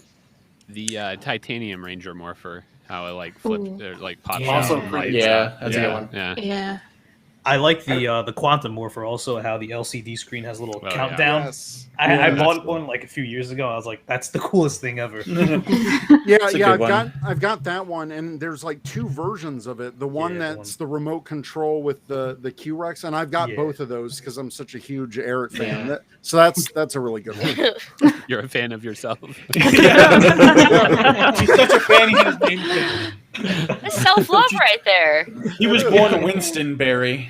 It is kind of funny that like everyone in the Toku fandom is named Chris, but we've never had a Ranger named Chris. What the hell? Yeah, that's Oh. weird. Yeah. Weird because I never Pretty thought common about name, that. but That's like the most common name you could. I mean, no offense.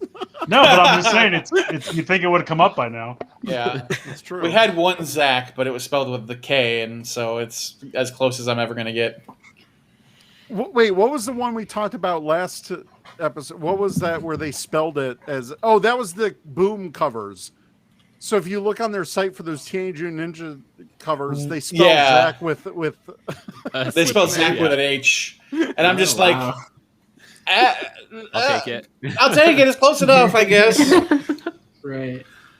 But I brought this up because Sean also likes anything wrist mounted. Yeah, wrist mounted morphers are so just great for like. Yeah. You don't have to worry about it because it's strapped to you at all times. Yeah. Like I do something the like Beast Morphers, actually. The Beast Morphers morpher. Yeah. It's pretty cool how it flips up with the visor. This is classic. It's great, but it's bulky and there's no real way to have it on you safely. I mean, you could put it in that. It's a It's supposed to be behind you, remember? And you have to reach back and get it. Yeah, but I mean, how often does it stay in the belt? All right, moving on. Favorite All right. individual Ranger weapon? Quasar sabers. Yeah, that's a good pick. Ooh. There it is. Really? Are we breaking these out? People who have them right next to their desk? Mine's at home. I should have got the lightsaber version. I could go get the Hasbro one that remixes stuff right back there too. If you just want to really just go for it. As much as I would like to say the Dragon Dagger, because I literally wanted one as a kid. I wanted one my whole life. They got released in Legacy. I bought it. It has literally lived on my desk or somewhere near me since the day I got it. This toy is always by me. However, I'm gonna say Saba because it like controls the Zord, it talks, it has the whole like. It's just cool. Josh Moore says, "Ain't no weapon as sassy as Saba." All right, I don't know where it is. I couldn't find it, but Chris, all the dust on stuff. It's pretty gross. Actually, hang on. Whoa. Oh yes, Tommy. Yeah, Hold on, I have to simulate the show. Sounds like the gears are about to be stripped. Something. yeah, I horrible. can't hear him over the sound of his gears grinding. Yeah, I forgot how loud that thing was. Yeah. Stephen Martinez Rhino says Blade's the a good Rhino one. Blade. It's a good Yeah. Oh yeah. one. I forget what they call it in either show, but SPD Red's twin blasters that become the Magnum cannon. Yeah, Like that's a cool weapon. Chrono Sabers are translucent, so that's I've got cool. another favorite of mine. Do the V Lancers There you count? go. Like, So Oh yeah, the V-Lancers, those are great. Yeah, V-Lancer. yeah. I was gonna say V Lancer. Fire Smasher is one of my favorites. Quantum Defender. Forgot how much I loved this. I do love the Quantum Defender because Golden it's power a stuff. gun and a sword. Yeah, That belongs to Eric. That belongs to Eric, so it's. Yeah, there it is. But Five, you were holding up the Rusoken, right? Oh, heck yeah. man, the memorial. That's- So pretty. No, is that the big one or is that the small one? That's the big one. It looks Big. small because kind of holding it close to the camera. And they Yeah, could have made the that's- blade a little bit long. But That's awesome. I That's a definitely nice want one. that one. Yeah. Nice old one. looks Just wait till they do a D-Sword Vega. Just wait, Eric. They'll do a Yeah. D-Sword Vega. I've yeah, they're got- definitely gonna do one. I've got like the whatchamacallit, the disguise, like the costume version. It's pretty long. It's nice. I've got that. That's cool. I'm all good on Shadow Ranger stuff. I could always use more though. All right.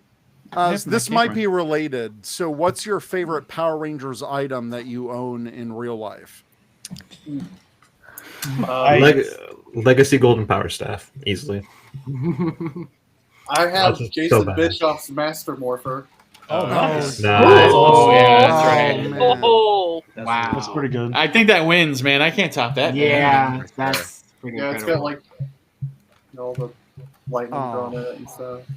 That's awesome. so cool. I'd have to say my Lightspeed Morpher, just because I thought I would never get one, and like winning that eBay auction was like it was like a big moment. So Ooh, the Red Ranger's detention outfit from the movie, back when they were like liquidating all those props and stuff. Oh, nice. Like I know some of you guys also got some stuff in the movie. Yeah, I have, and it's in the closet over there. I have Billy's complete outfit from the 2017 movie of when they were in the quarry.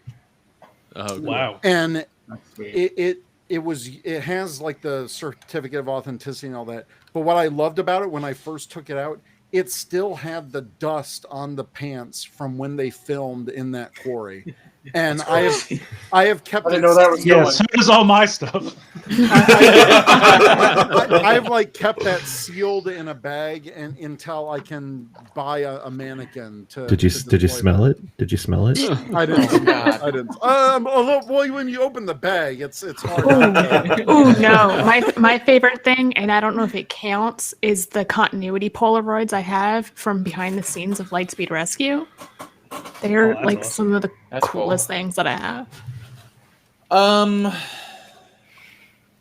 Maybe my full signed cast poster from Dino Charge that was given to me as a gift by Vince, right? Yeah. That Vince, our listener friend of the show, Vince, got me at a Power Morphicon I couldn't attend, and he went and got the Dino Charge poster signed, and I have it framed on the wall behind me, but you just can't see it because I'm green screening it today.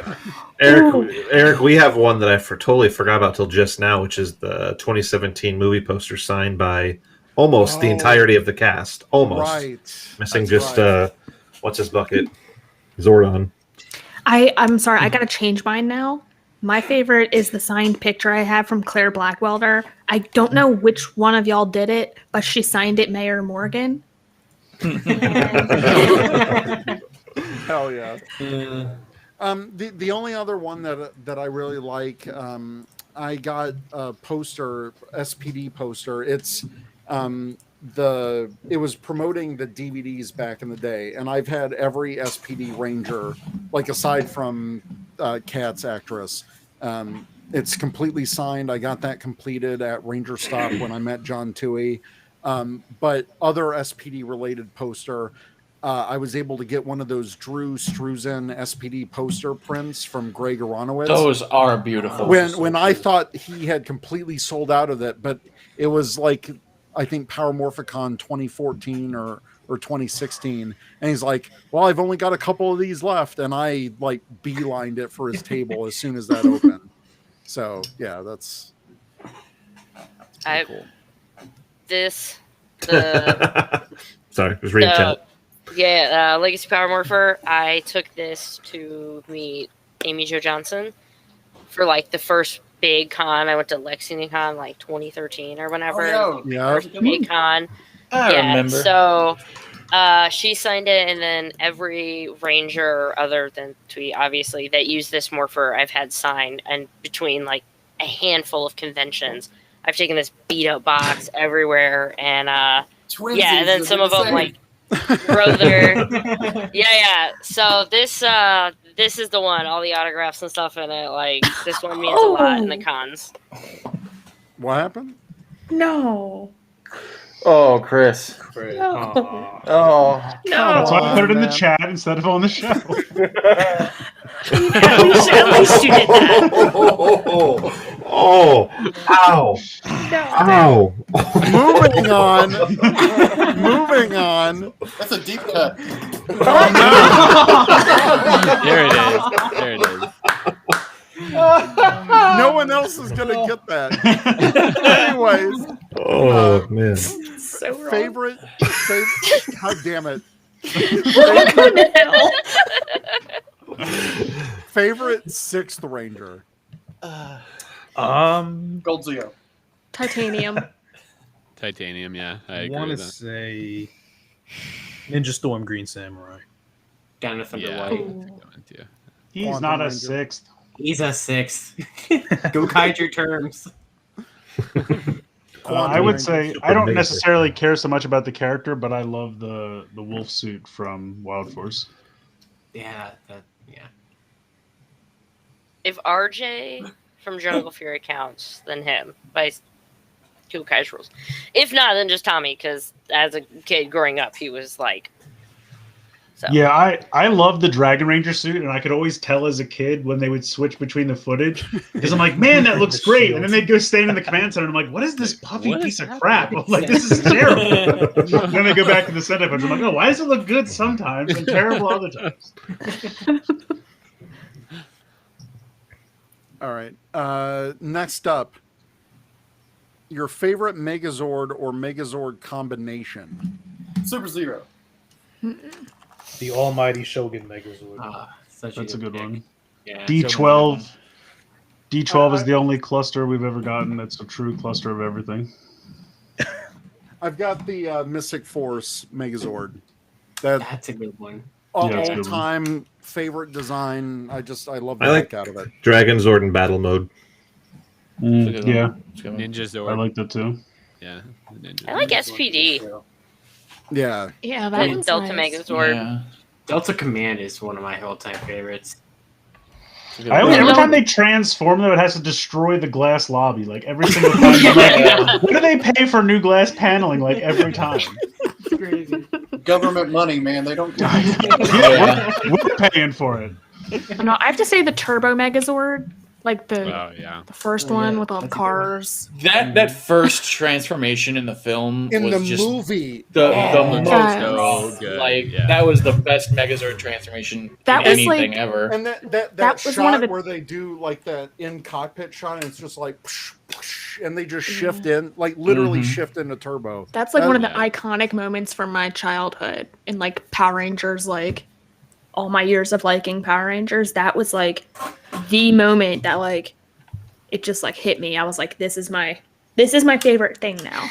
Like this is definitely one of my favorite things now. Was like when they did that Megazord. Oh, wow. Oh dear. Oh no. We have a question in the from Steve F. F Mary Kill MMPR Green Red Turbo Dino Thunder Black. This is easy. This is easy. Okay, I already know my answer. Yeah, first of all, go ahead. I'm just gonna go first, okay?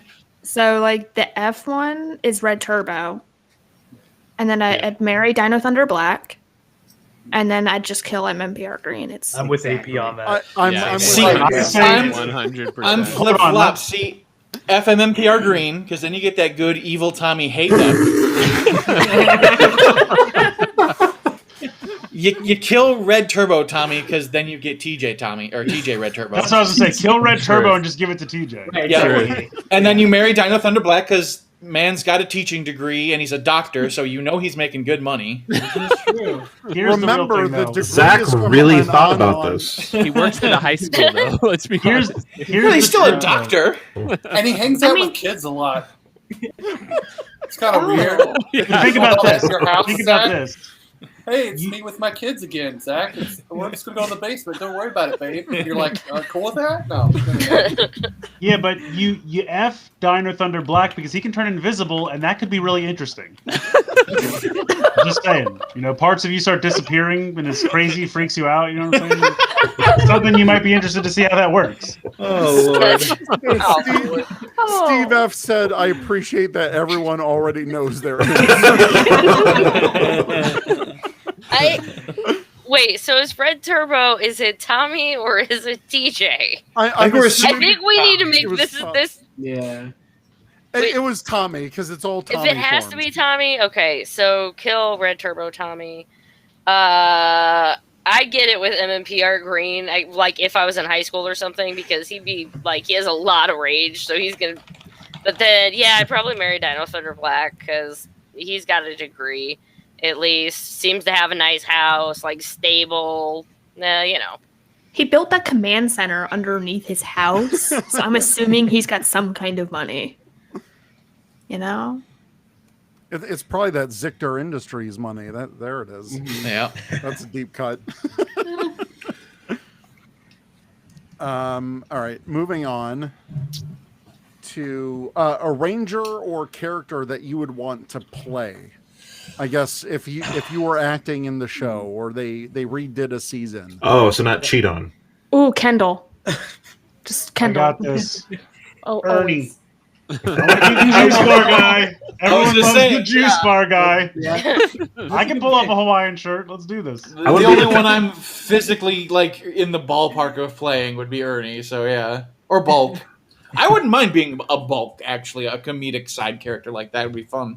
Detective Stone. Oh, that's a good answer. That's fun. That's a good one. As a kid, I always wanted to be Tommy. I mean, a lot of kids wanted to be Tommy. It's kind of cliche, but another ranger I wanted to be was Jack. Yeah. Vaughn could play a mean TJ. He's right. Oh wait. Why do you got to be mean? Just be a nice TJ.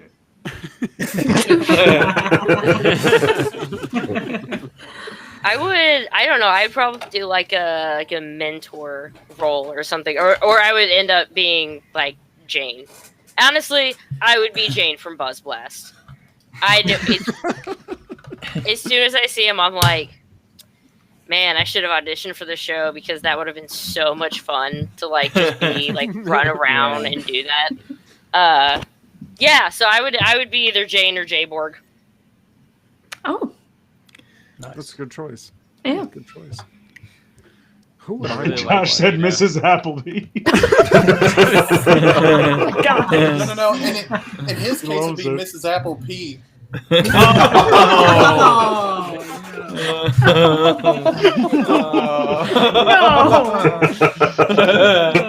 Don't know. Probably don't want to know. I'm waiting for the Chris Long chat in here in a second.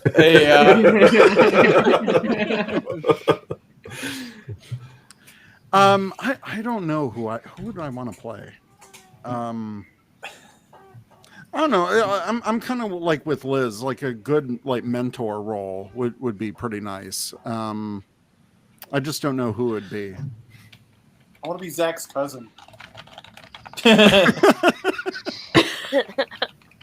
It took me a second to register you were talking about Zach TV show Zach. I was like, I don't know why you want to be my cousin, Ken, but hey, for some family, reason, right. I picture Eric as like Daggeron. Oh, like an old veteran ranger. Yeah, that's a good one. I could do that. What are you saying? Zach would be Zach would make a good Genji. Hi everybody, what's going on? I would. No, come on, let's be honest. I would be Ninja. There he is. I think it would be cool to be Udana, but honestly, I'd probably end up being that chick that hung out with Bulk and Skull for like the first 2 episodes, and then you never saw them again. Well,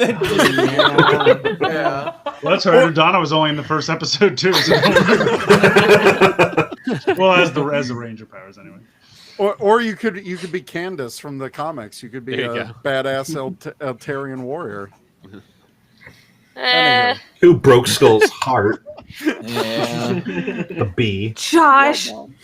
I mean, yes, but also no.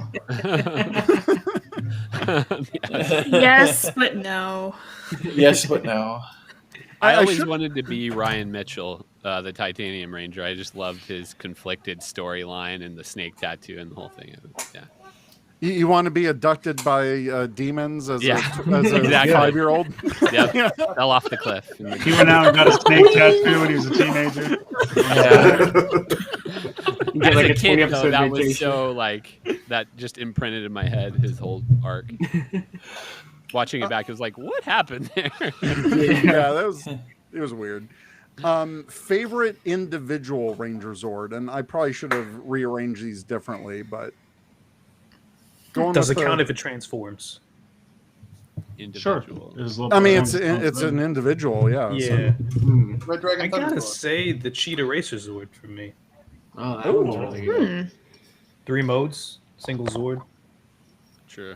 I always liked Blue Centurion's mecha because it's basically just a transformer. Yeah, that's a good one. That's true.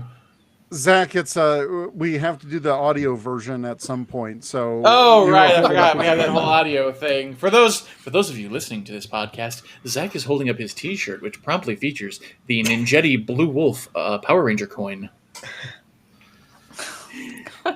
We're doing this NPR style, all right? I also wanted to say the Delta Megazord from In Space. Yep. That's Yeah. a good one. It is a single Zord. There it is. So is the Astra Mega ship, you know. Yeah. I have to say Delta Runner 1 from SPD. That's a good For one. just like, except I would just really- use it as a cop car and like turn the lights on to get through like intersections and stuff. So. For me, it's a toss-up between the Delta Base Megazord or the Quantosaurus Rex, just because if you're going for a Zord with an individual Zord, I'd rather have one with a couple different modes. Yeah. All right, next up. Yeah, I'm looking up what this is called because I've completely forgotten. Nope, also this do is like not going to the- help me. I also What do is- like the T-Rex Champion Zord. There it I don't know why, but It's so The pretty Omega solid. Max. The Omega Max cycle Oh, was a good yeah, one that's a good one. because it's a motorcycle that turns into its own Zord like a transformer and has blade arms. Yep. Yeah. What can't about go the wrong wheel there. Tommy got in Zeo? Was that Warrior wheel. Yeah. The Warrior wheel. Warrior? What was Gojujin called in Power Rangers? the Q-Rex Megazord. Yeah. It was just like an updated Q-Rex, Yeah. Yeah. which is I I always love liked that one. Continuity. I've always been partial to the Bull Zord from Samurai. I really The like that one. Toro Zord. The Brachiosaur Clawzord from Dino Samurai is Thunder. kind of cool too. I always like Clawzord for some reason. Yeah. I also like the Drago Zord from Dino Thunder. oh, it's pretty nice. Oh yeah. I just really like the Dragon Sword. I do love the Dragon Sword, but the White Tiger Sword. As a kid, I thought it was the coolest thing in the world.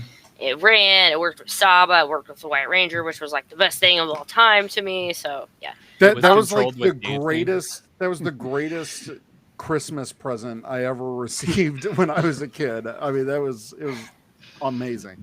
yeah. I'm gonna pop out because Hassan can get in, and I've got like show prep and stuff to do, and I'm kind of tired. I've been running around all day, so he can have my spot, and you guys can hang out with him for a while. Good night, Thanks, Liz. I just want to say thanks for inviting me, man, Bye. and long live Ranger Command Power Hour. I was gonna say I don't know if probably a couple of you remember like when the show actually first came out and the toys first came out and like they were ridiculously hard to find. And I was like 10 years old at the time and I asked for the original Megazord for Christmas. And like when you're a kid, you're just like, well, I asked for it, so I'm gonna get it. Like you don't think about how the world actually works or if things are in high demand or if they're gonna be available or whatever. So my grandmother could not find that, but she got Titanus.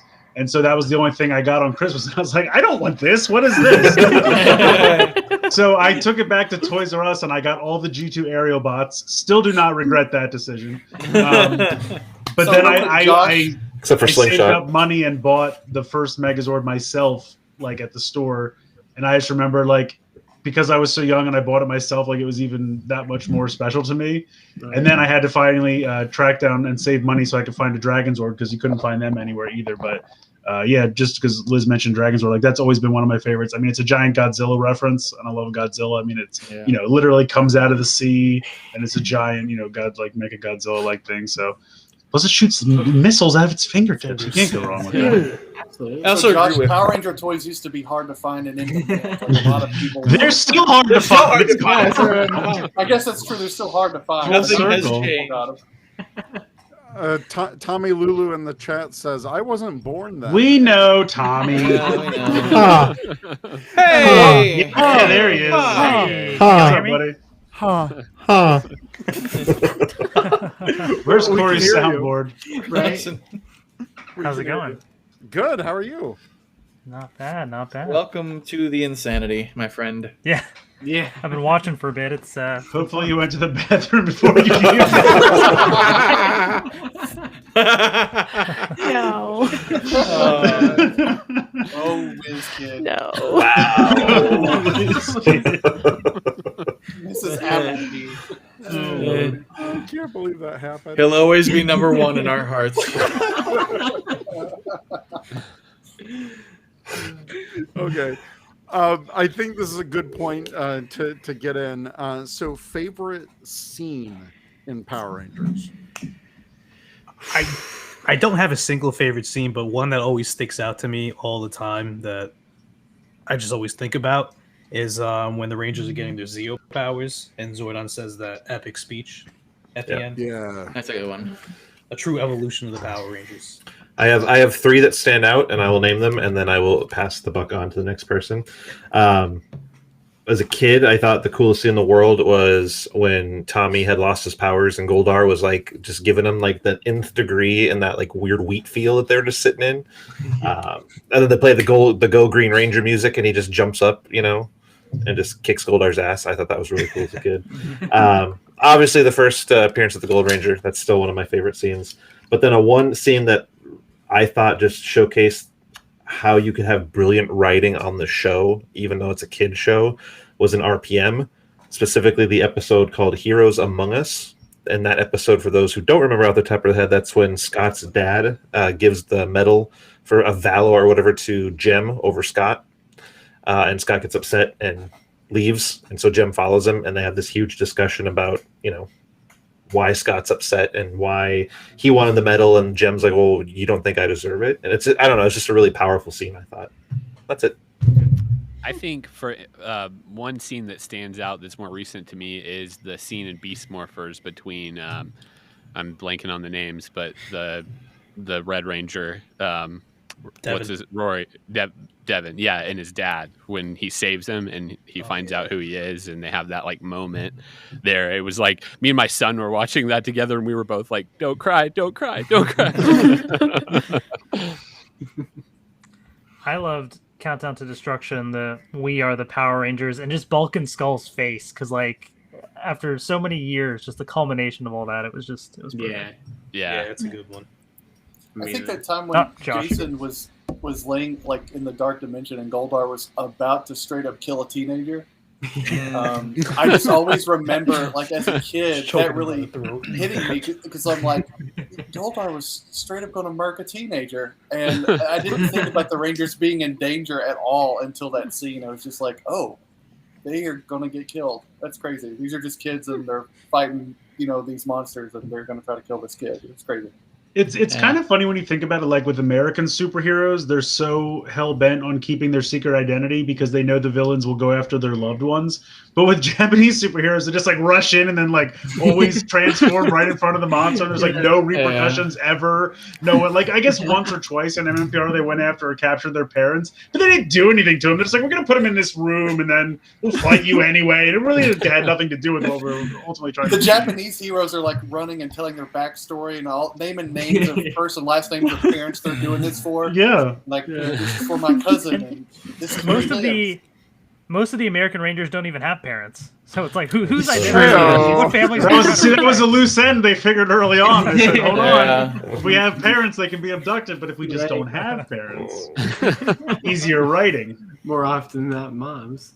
So I think one of my favorite scenes is when, and I think I said this originally in the YouTube video that I'll link to, but it's always that scene between Carter and Captain Mitchell, where Captain Mitchell teaches him, sometimes, the choice you make isn't necessarily going to be the most popular decision, but it'll be the right decision. And, that's something that, I always look back on as, really powerful for a kid show at the time. Yeah. I'd have to say the transfer of powers between the two sets of Turbo Rangers, just because that was such like an iconic moment for me. Even for a lot of people, just the original set of Rangers, they'd kind of been there forever, and then we were getting these new people, and then Justin was still there. The scene down a little bit, but I really like the scene in Ninja Steel where Brody learned the valuable lesson of not cheating on his math test. That was really powerful. That was pretty epic. AJMC in the chat on YouTube posted the one I was going to talk about when Jack is given, or Jack gives his morpher to Sky, so Sky can get the vengeance for his father on Murloc. That scene, that whole thing, you could feel the righteous fury that Sky had in that moment. And that was a really great moment. Yeah, and speaking of father scenes, one of my all-time favorites is when it's Mr. Collins confronting Rancic in the lab over the serum. That's a nice I love that scene so much. I mean, it wasn't one of my favorite scenes, but I guess one of the most iconic scenes in my mind was when Kendricks died. That's one of the ones that kind of sticks with me still. Yeah. Can we talk about favorite scene in the comic book? Oh, yeah, sure. Can I bring one of those? I've actually got it on my mat on my desk right here. If you're reading the comics, you'll know what this is. I can't see. Anybody see that? Ooh, yeah. Oh, yeah. That's good. It's the one where Nat finds out who they are and they all want to know, and he's like, "Tell me what's going on, guys," and they have to stay quiet, and he just all right, and he leaves, and it's just that ending of that kind of go-go arc that it's okay, well, I guess we're drawing the line in the sand now, it was just that was probably the only I'm getting chills talking about it right now, but the only scene in a comic book that's ever really given me chills, just the way it was they were we love you so much, but and that's why we can't talk about this with you, it was awesome, just awesome writing there. Steve Martinez wants to know where did you get that mat? I had it custom made. Yeah. Nice. Nice. Speaking of the comics, the moment when Kimberly gets the dragon shield. Yeah. That's That was so cool. powerful. Yeah. Especially when they did the live version at PMC. Yeah, it was so good. Megan Camarena killed it. I would say that splash page where they've called for help in Shattered Grid, and it's all the just teleportation beams coming in. I had that as a wallpaper on my computer for the longest time. I made a Heroes of the Grid mat with that scene. I mentioned so pretty. Yeah. I did a comic tribute thread yesterday for Power Month, and I mentioned that scene because that's still my favorite scene in the comic to this day. And plus, we got the Hyperforce Rangers and the Beast Morphers for the first time. Yes, I love that. Yeah, that was awesome. Because you see all that, then you turn the page, and it's just that massive shot. Yeah, so good. I like when Tommy got stabbed in the back. That was a page turner. That was a jaw dropper right there. I was going to say my favorite scenes are in MMPR, all that stock footage they used when Yellow, Black, and Red walked off the show. And Tommy's just wearing green again for some reason, and no one really understands I why. just saw that picture for the first time, the actual picture of those extras. From I sent it to Eric and to our friend Mike. But yeah, someone actually has a picture of those three stagehands that are the actors from a distance that play Zach, Jason, and Trini. So Josh, Mr. WizKid says, call for help at PMC really 2018 by David Fielding is one of the best PR moments that's ever happened. If you were in that room, the energy was electric. Yeah, chills. I'm glad people getting choked up. It was intense and insane, and probably the best part of that convention, to be honest. I mean, this wasn't not comics related, but going back to the show, the episode itself was awful, but just all the different scenes of the past Rangers coming back in Super Megaforce Just especially TJ and Cassie, like in the elevator shaft. I was not expecting that at all. No. So it was like I was like, wow, what episode of In Space did they get that from? Because they don't age. Exactly. That too. Well, that kind of ties into Scott's question in the chat. So, what's your favorite moment from your least liked season? The ending. It's definitely the Super Megaforce scene where they're all walking in towards the Megaforce Rangers, taking off their helmets. Yes. Yeah. My favorite part of that is the music. When the music swells when they're doing like that. Like with all the crap that we got from Gnome Keneal, that was probably like the best piece of whatever music. And Tommy's, hey guys. I liked look at my coin purse. Mac. I liked it when Mac and Mr. Hartford had their coming together, so to speak, after the whole hey guys, I'm a robot. Andrew Hartford, sorry. Yeah. Good thing. I think for me it was the beginning of Super Megaforce when they all go into the quote unquote command center thing. I had such high hopes for that season just because I thought it was just like such a good start to a season, and then obviously it did kind of start with a bang and then end on a whimper. I mean, you put Ranger Keys on a wall, you're gonna win right there. Exactly. Yeah, the whole thing with that whole situation. Remember when he had a dream about the Legendary War and that went? Should we go? I dreamt about this. I like when Troy said a ranger never lets go of his weapon, and then he just plundered it in the sand and walked away from it. Yeah. I still loved should we go ultra? They're like, no, not ultra, super mega. I'm so pumped up, I don't have to go super. Or how about the whole Millennium message that was supposed to happen in Turbo? That was right.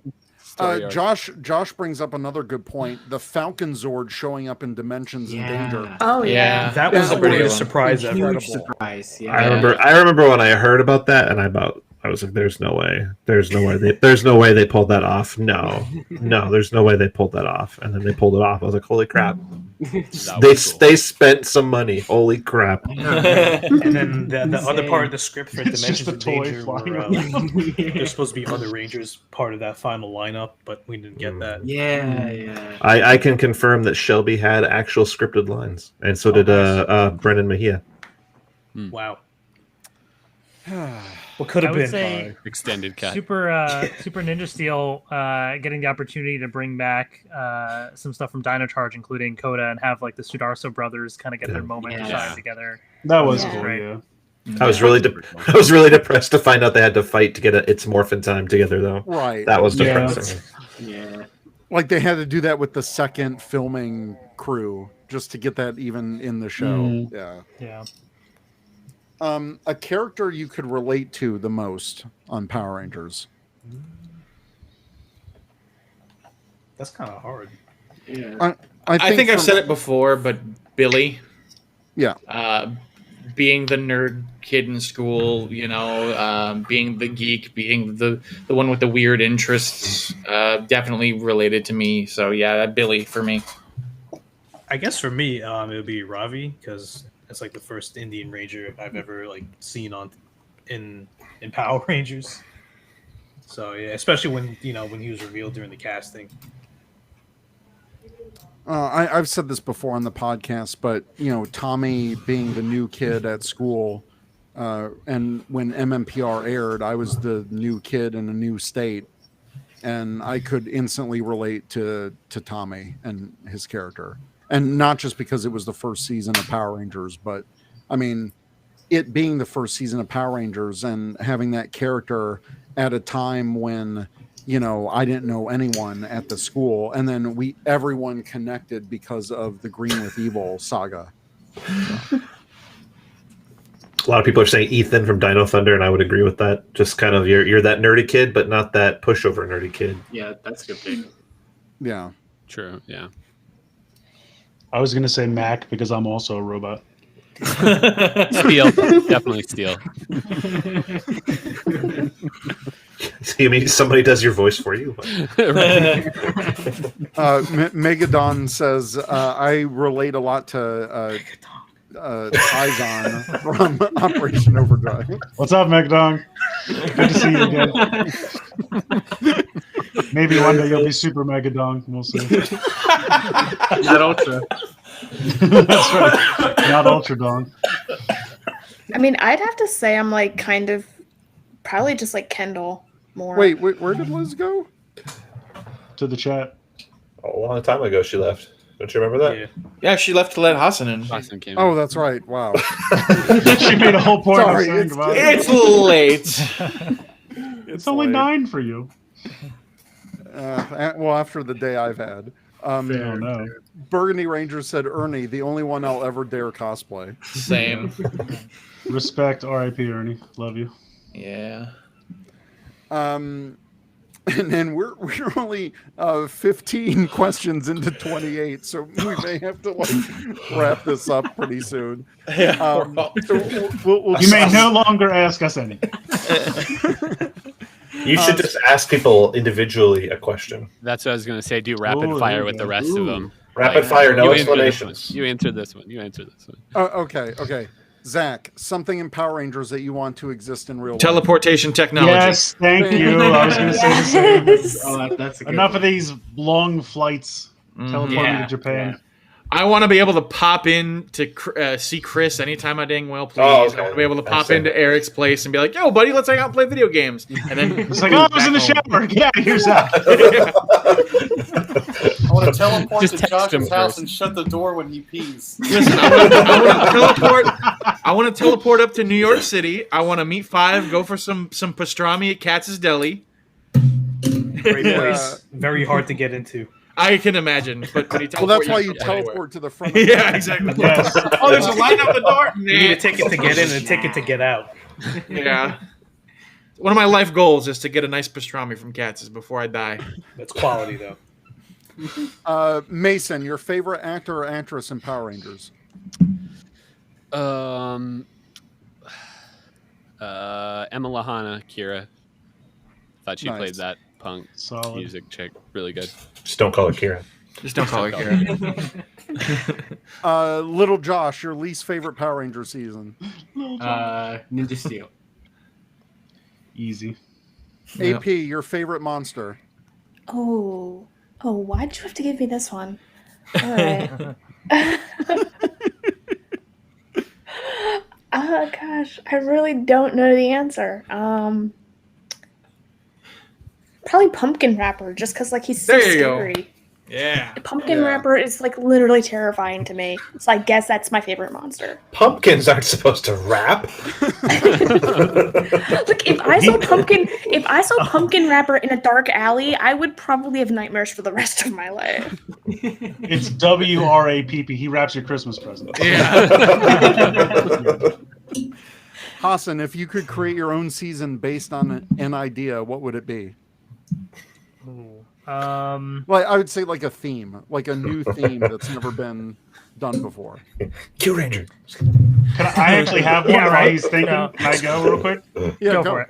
I've always wanted one. I came up like before with like a Sentai called Diver Man, and I wanted them all to be like aquatic rangers, and then all their mecha would be various undersea creatures, like a lobster or shark or like octopus, crazy shit like that. Jason Momoa. Yes. He's the sixth AP. Yeah, he comes in. The mentor. I would say like I don't know, something where like they're all like content creators of some sort, like somebody's like a YouTuber, somebody's a podcaster, somebody's like, Twitch streamer. Interesting, like interesting like weapons and swords for that too. I don't know. Their colors The are sixth based Rangers on which that Tim platform Cocker. they stream. And they all live together in a dorm room that smells terrible. Who's the villain of that? Is that like a DMCA takedown? Yeah. See, I thought it would always be cool if they did like some kind of sports season, even though I'm not like super into sports. Like, Yeah, it's a thing that I can't believe that. There was Sports Ranger. That comes up as a rumor for Sentai every true. year, like the Olympics or something like that. Yeah. but I mean, just for like Power Rangers, I think that would be because they're always talking about fitness in Power Rangers. Like, Yeah. well, There's been a lot of I athlete think Power something Rangers. based on monsters would be cool, like Frankenstein, vampires. Ooh, yeah, that would be stuff cool. like that. The old Universal. Basically, the horror Universal monsters. classic Yeah. monsters. Yeah. Yeah. Nessie. That'd be cool. nice. All right, AP, that one Power Ranger character that you did not like or enjoy. Oh. Okay. This is going to be wildly unpopular, but like Ziggy. Oh. Why? I just didn't. I don't. No, we said no explanation. This is entirely. That's true. Okay. Justin, sorry. Toku Chris, 6 Ranger team of one color. Let's go blue. But who are and the who would they be? Got six Ranger team, but they can only be one color. So you would do Billy, TJ, Let me think what else here. Let's bring. No, shut the hell up. You, be quiet, or I'm going to bring Michael Copon into this. Do it.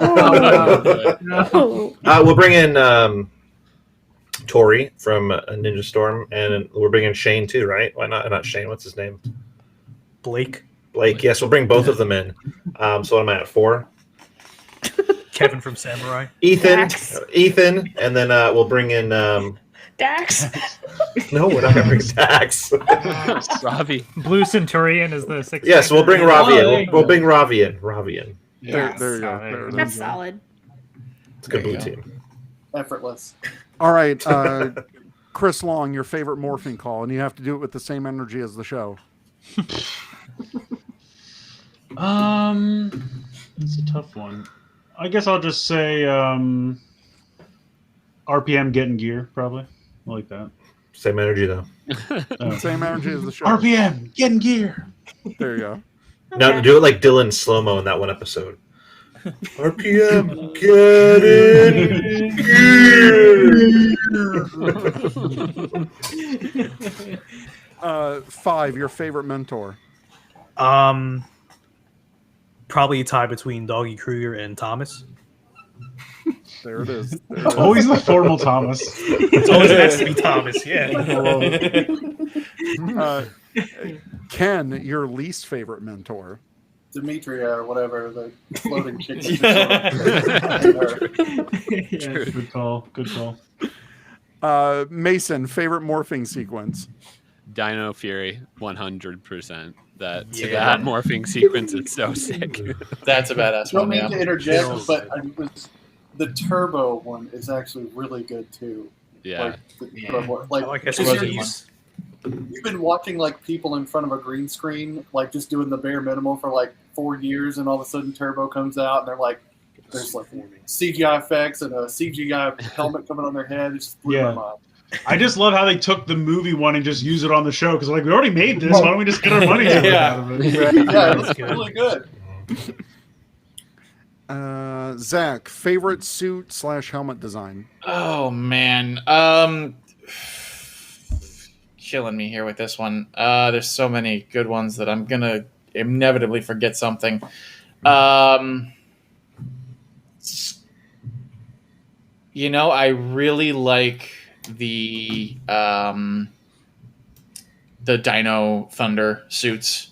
I think those are some solid suit designs, especially black and white with the shield coming down on it. Probably Dino Thunder is a really good one. Nice. All right, now we've got 2 last questions, and I think this is pretty much open for everyone. So, your dream reunion team of 6 for the 30th anniversary. Like a once a ranger type deal.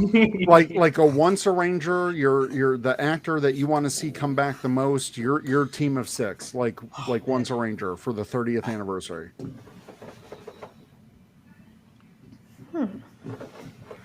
I would say I would want Billy back. Mm-hmm. Yeah. Ryan from Lightspeed. Yeah. Z from SPD.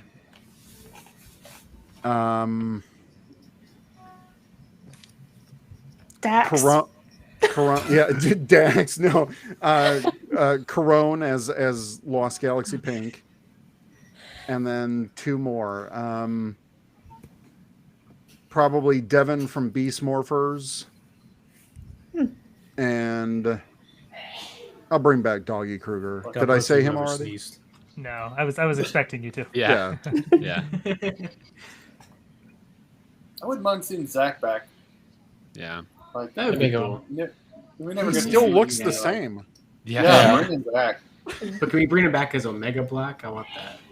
Oh, that'd be neat. Yeah, there we go. Well, Eric, if you bring Billy back, can he be Zeo Gold like it was always meant to be? No, I would want him to be back as Mighty Morphin Blue. All right, fine.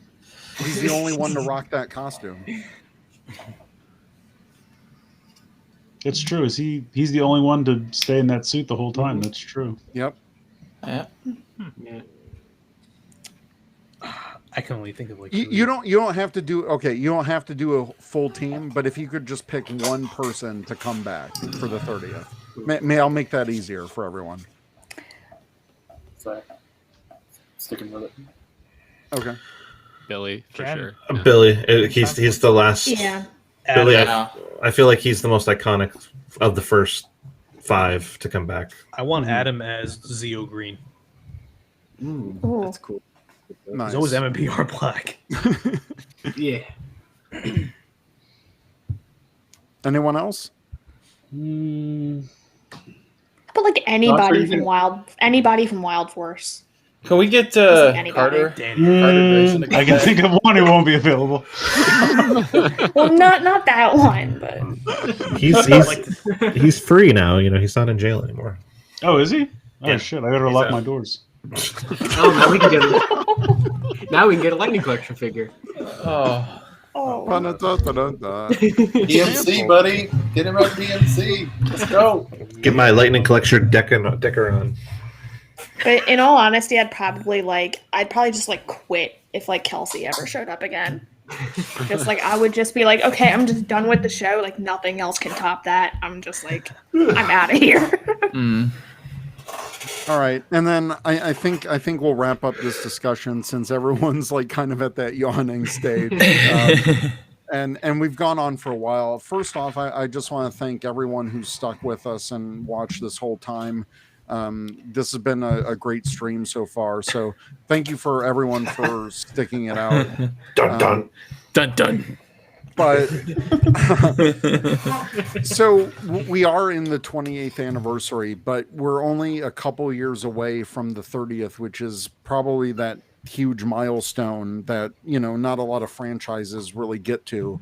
So I would ask each one of you just maybe your biggest hope or thought for the 30th anniversary. What would you want to see happen? I hope they put any amount of effort more than what they have into the franchise so far. God, I really hope we get something worthwhile, worth celebrating. I would hate for it to be like, it's the 30th anniversary. Here's a clip show, and that's it. Goodbye. Yeah. If we still have the show as we know it today on, I would want an old Ranger mentor season, something like that. With David Yost would probably never do it, but a Billy mentor season or actually, maybe he would. he actually said publicly, what was it, last year? Because people were asking about Dino Fury. He's like, if they're willing to pay me, I'll do it. Yeah. I don't care. He said, I don't care about the union part. If they're willing to pay me for a whole season, I'll do it. Hashtag bring back Billy, not Justin. That would be awesome. Yeah, for sure. Yeah, I'm just hoping that, by whatever point that, Hasbro gets to, this 28th anniversary, this Power Month thing, I think, part of it was definitely hyped up by them, but also I think the fans expected a lot, probably a lot more than we were ever going to get. Yeah. And, I hope that everyone can at least lower their expectations a little bit. Right. Because they never do. No, they never do. Well, I'm gonna put something up for the 30th, right? So I'm gonna put this out there, and it might be an unpopular opinion, but I think if you want the brand to get that jolt of energy back again, right, even just for a little bit, no matter what the future holds, I think anything less than getting the remaining cast from the first season back together for something, all together in one room together doing something, if you can't accomplish that, then nothing else that they do is gonna impress enough people to warrant anything. You know what I mean? Like, yeah. And I know everyone gets sick of MMPR, but let's face it, like that MMPR is that's what signs the paychecks, right? So we can get all this other crap that we enjoy. So I feel like for the 30th anniversary, if they don't pay proper homage to the original season that started everything and it really still bankrolls everything going forward, and I mean, think about it. It might be the final chance to kind of get the whole cast together one last time where they're not all gray and completely out of shape, just most of them. So I don't know. I feel like if you don't get the original cast, the remaining 5 back together, and you know what, like I think it would be cool if they could even do like a little, like a special or something like that. Like you could do a high school reunion episode, right? And you bring back Paul Schreier and Jason Narby as Bulk and Skull back to Angel Grove High School for a freaking high school reunion. How simple and easy would that be for the 30th anniversary? You can even call it, it's the 20th anniversary, 25th anniversary, whatever. Just anything like that. Even you don't have to morph. They don't have to put spandex on. Like that would be enough, I think, for most people to see all of them together on screen as their character one last time. How about like a Degrassi The Next Generation type situation where you just kind of like. No, you want one of them in the wheelchair? It's not a rehash of the original, but like. Damn, Chris. No chill. But no, AP, like, yeah, I think, yeah, whatever it is, like, I think Chris's idea is a great one. Like, something where, it doesn't have to be super elaborate. They don't even have to morph, as long as, the story's good. And, if they want to make it part of a clip show or whatever, but just something where they're like either reminiscing or we're just seeing them all together like one last time. Well, as much as they do. They did the cons and stuff, and as much as a lot of them like to, I don't know, crowdfund for really wild things that they'll never make, I don't know why no one ever got together and said, like, let's crowdfund a reunion where we get them all on stage and, like, with really slick production and interview everybody and talk about stuff together. And that would be super easy to produce if you got the right producer, but people would pay for, like, the fans could pay for that. Would you not pay like $150 to $200 to get a photo with the entire remaining cast of MMPR together? I paid $200 to see Amy Jo Johnson at Lexington. Like, yeah, I'd do that. Whatever. Like, how cool would it be? Because kids. They've done like the Time Force reunion where you get the whole picture with like the whole cast of Time Force, and it's like whatever. And Wild Force is charging like $600 at one point because they're crazy, but and they didn't even have the whole cast together. But you do MMPR. As long as Rocky's not there, I'm fine. $500 ticket to get the whole cast there, and then on top of that, if you get them to autograph it while they're there, like, hello, I'll be your first customer. You know what I mean? Like, but if they there's money there to get on the stage and talk, and then bring fans there and do something like that for the 30th, I mean, I would be okay with that. Like a Paley Fest type thing. Does anybody know what that is? Yeah. I know what you mean. Yeah. Where they're on stage and it's being interviewed and like nicely produced. Yeah. Like an Oprah. Get Oprah to do it. Yeah. Sure. Gosh, Oprah was this lady that was really important. She won't let any of them eat bread. Yeah. She gave people cars at random. It was wild. Well, whatever happens, I think we've got, a pretty interesting couple of years coming up. Hopefully, I hope it's more interesting. For the 28th, I mean, this episode is going out on the actual 28th anniversary on August 28th. And I know it's a Saturday and probably everyone's like not working over at Hasbro. So who knows if we'll actually get like anything actually celebrated on the 28th. I told you, Day of the Dumpsters premiering on the Power Rangers official YouTube channel. That's not enough. At midnight. We'll get a scheduled tweet. All right, I'll set an alarm. I'll be ready to go. All right. Kronos marketing scheduled tweet. So I think that's about it for us. I want to give everyone a chance to plug their socials and all that stuff. So Hassan, you go first. Sure. I'm on Twitter at HassanM120 and at YouTube at youtube.com/theworldofha. 5. You can find me on Twitter at Sentai5. On YouTube, you can find me Sentai5 Official. And that's pretty much where I'm usually at. Toku Chris. Toku Chris. There it is. I didn't expect anything less. Josh. You can follow me on Twitter at Living Ranger Key or at Lightning Fig PR and Toku Topics on YouTube. Nice. Long. First of all, shame on you, Josh, for not mentioning Geek Each Week every Friday on YouTube. 10 p.m. Eastern, 7 p.m. Pacific. We do a live show similar to this format, very crazy, off the walls. So check that out. Also, I do toy reviews on YouTube, youtube.com/longstoys. I'm pretty much at Long's Toys everywhere except Twitter, because unfortunately I couldn't get it there. So it's on my little label there at CLong83. All right, Ken. I'm at the Ken Glenn on Twitter, and I apologize to all the people who just followed me because I've got that Dino Fury Megazord, thinking that I'm going to be talking a lot more about Power Ranger toys and stuff on Twitter. So my bad, guys. Mason.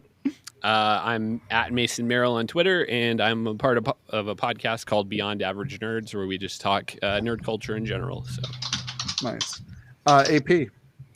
I'm at Secret Ranger Fan on Twitter. There you go, Yep. Zach. Yep. I am at Zach Lavoie on Twitter, and I am now on Twitch, twitch.tv/HollywoodZach. I have begun my very fledgling steps to a streaming career, and I've been having a blast. We've been playing some No Man's Sky, exploring the world. Got a very lovely, very humbling charity donation from one Mr. Toku Chris, which earned him a species named after him because he's my first ever stream donation. Nice. And then you can find me at TrekkieB47 on Twitter and Instagram, and also on Twitch, which a lot of people are watching this on the Twitch now. So special shout out to Mason for letting us use the Restream app, because this has been really helpful. Yep, anytime. Yeah. Anytime. It's super fun. Absolutely. So everyone, and to those who were on before, Josh, Kentucky Jam, and Ranger Liz as well. So Ranger Nation, let us know what you think. If you have questions, you can email us at rangercommandpowerhour@gmail.com, or check us out at rangercommand.com. We're on Twitter at rangercommandph and Ranger Command Power Hour, all one word, on Instagram and Facebook. So this has been the 28th anniversary special for Power Rangers. Thank you so much to everyone joining in live and watching live. We really appreciate it. So until next time, Ranger Nation, see you, everyone. Have a good night, everybody. Peace. Night. Bye.